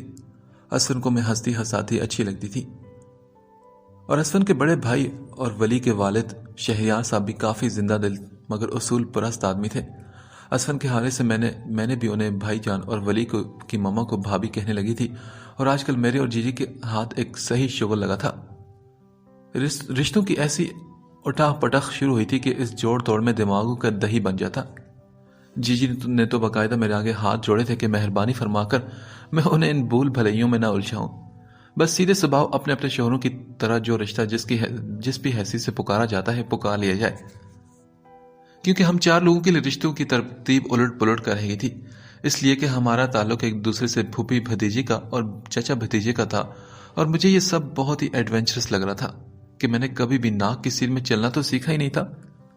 کوئی خاندان کا فرد سامنے آیا نہیں اور میں سب کے دماغ گھما کر رکھتی تھی کہ میں اور جی جی اسے کیا کہہ کر بلائیں گی۔ اب دیکھیں نا، تھوڑا دماغ آپ بھی لڑائیں۔ اسفن کے بڑے بھائی ہوتے ہیں میرے جیٹھ، جبکہ جی جی کے سسر ولی کی دادی کو جی جی دادی جبکہ میں اماں جی پکارتی تھی۔ اسفن کی بہن میری ٹہری نند، دوسری طرف میری جی جی انہیں پھپھو جی بلاتی تھی۔ اسفن کے اکلوتے ماموں جو 80 کا ہنسا عبور کر چکے تھے اور منہ میں گنتی کے 2 دانت دکھائی دیتے تھے، ولی انہیں نانا جی کہتا تھا، سو جی جی بھی، جبکہ مجھے بڑی ہوک سی دل میں اٹھتی جب اسفن کے حوالے سے مجھے انہیں ماموں جی کہنا پڑتا۔ میری نظروں کے سامنے میرے اپنے جوان کڑیل مامے گھوم جاتے، اور تو اور اسفن کے تایا کی بیٹی تھی جو پردادی بھی بن چکی تھی، کافی بوڑھی تھی، اور اسفن میاں انہیں بڑی ملائمت سے باجی جان پکارتے تھے۔ سچی میرا منہ تو پلپلا کر رہ جاتا اتنی بوڑھی خاتون کو باجی جان کہنے سے۔ جی جی ولی کی دیکھا دیکھی اٹھلا کر انہیں چھوٹی دادی کہتی اور میرا میٹر گھمائی جاتی۔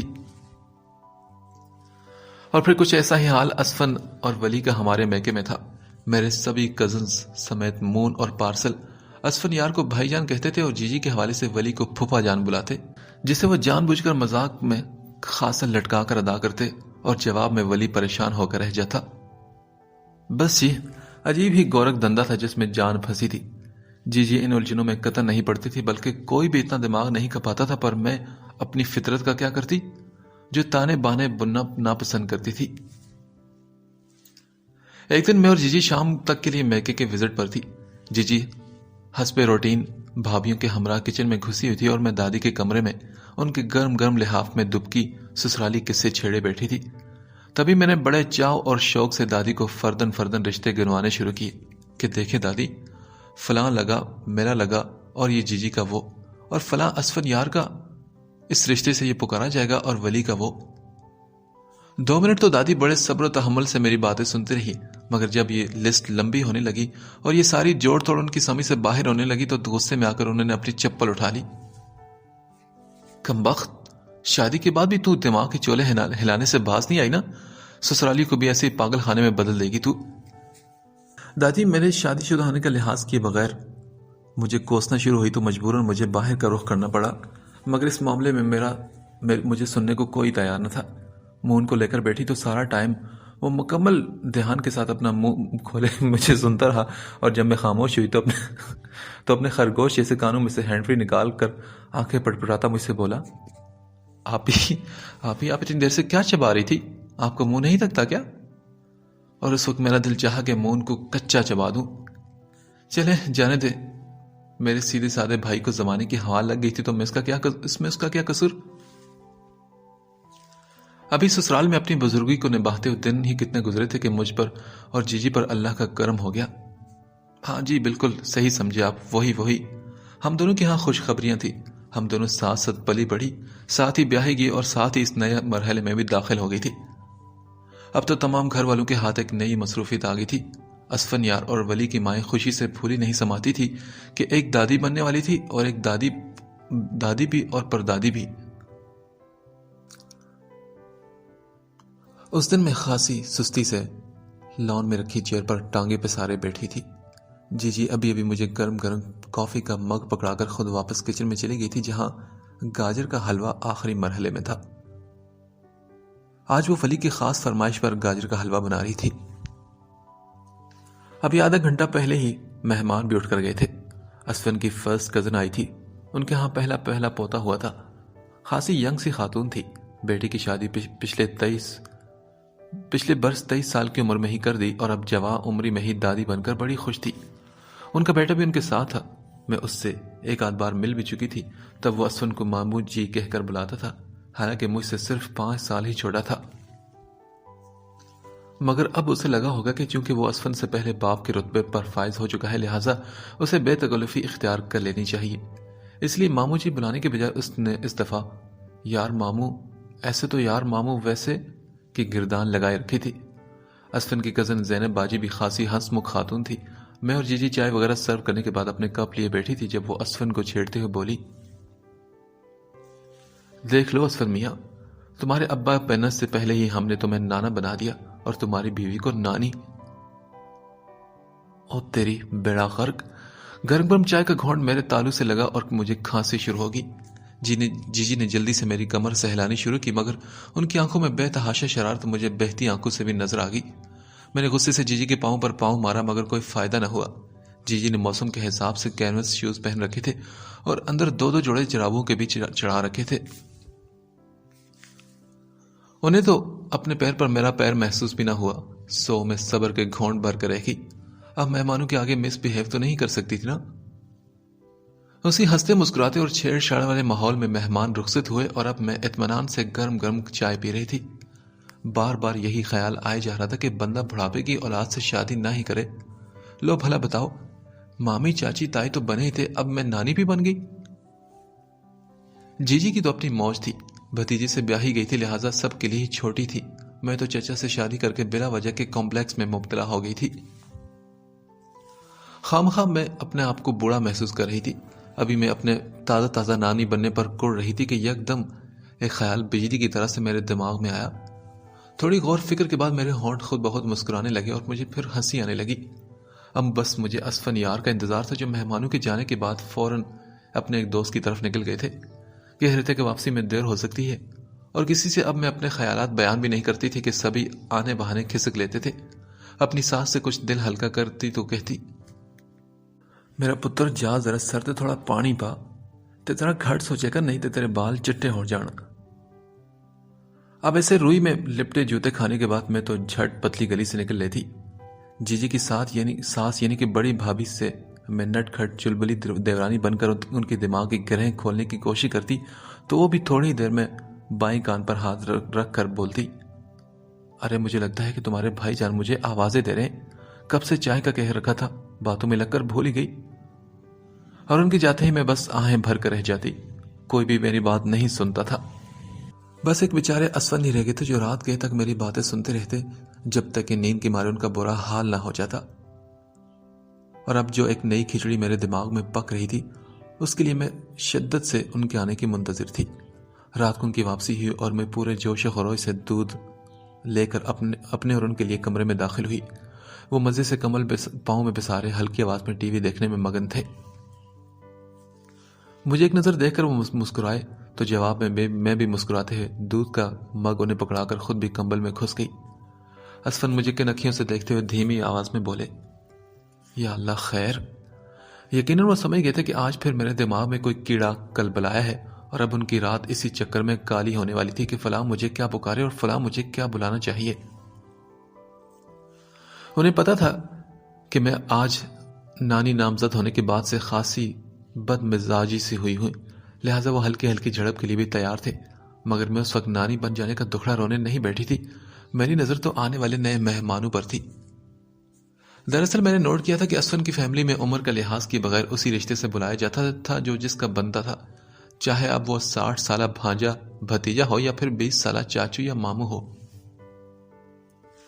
میں سیدھی ہوتی ہوئی ذرا سا سنبھل کر بیٹھی اور گلا کھنکارتے ہوئے بولی، اسفن آپ کو پتا ہے آپ کے ساتھ کتنی ضروری بات کرنے بیٹھی ہوں.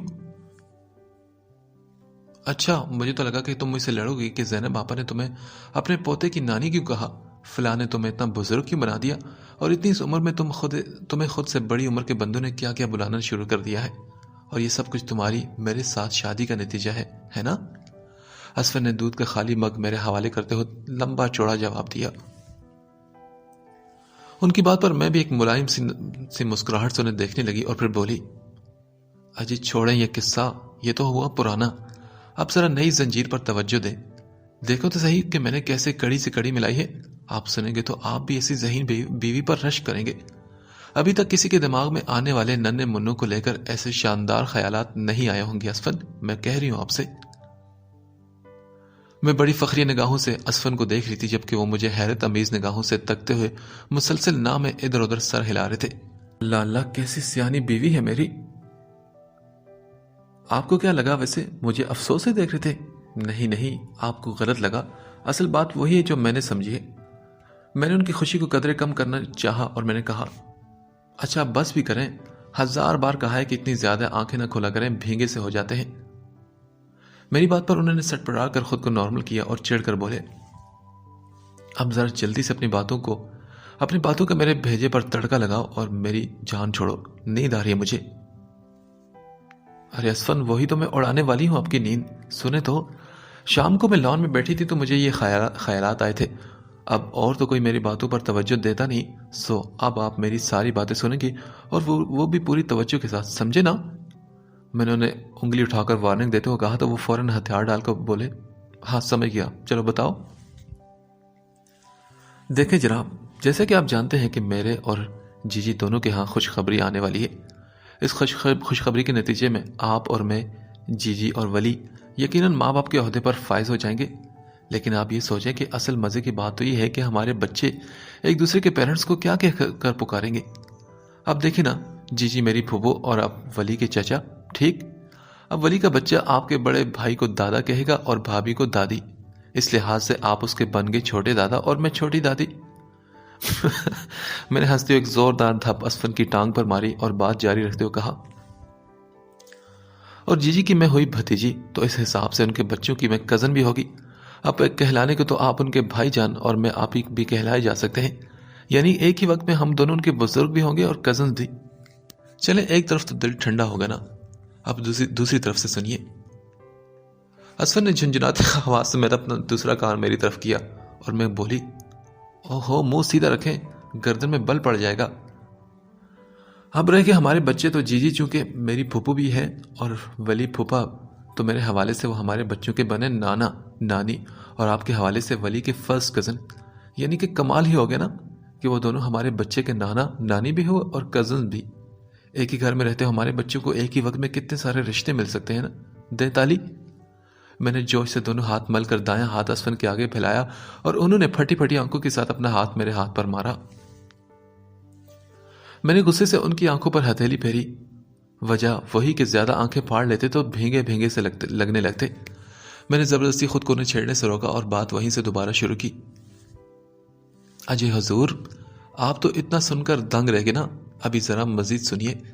یہ تو ابھی بڑا دور تک چلنے والا سلسلہ ہے. صرف ہم چاروں ہی آگے پیچھے سے اتنے ڈھیروں رشتے میں تھوڑا سا پھنسنے والے ہیں، بلکہ اس گھر کا ہر فرد ایک ہی وقت میں اپنی گودی میں ڈھیروں تعلق لیے بیٹھا ہوگا، ہے نا؟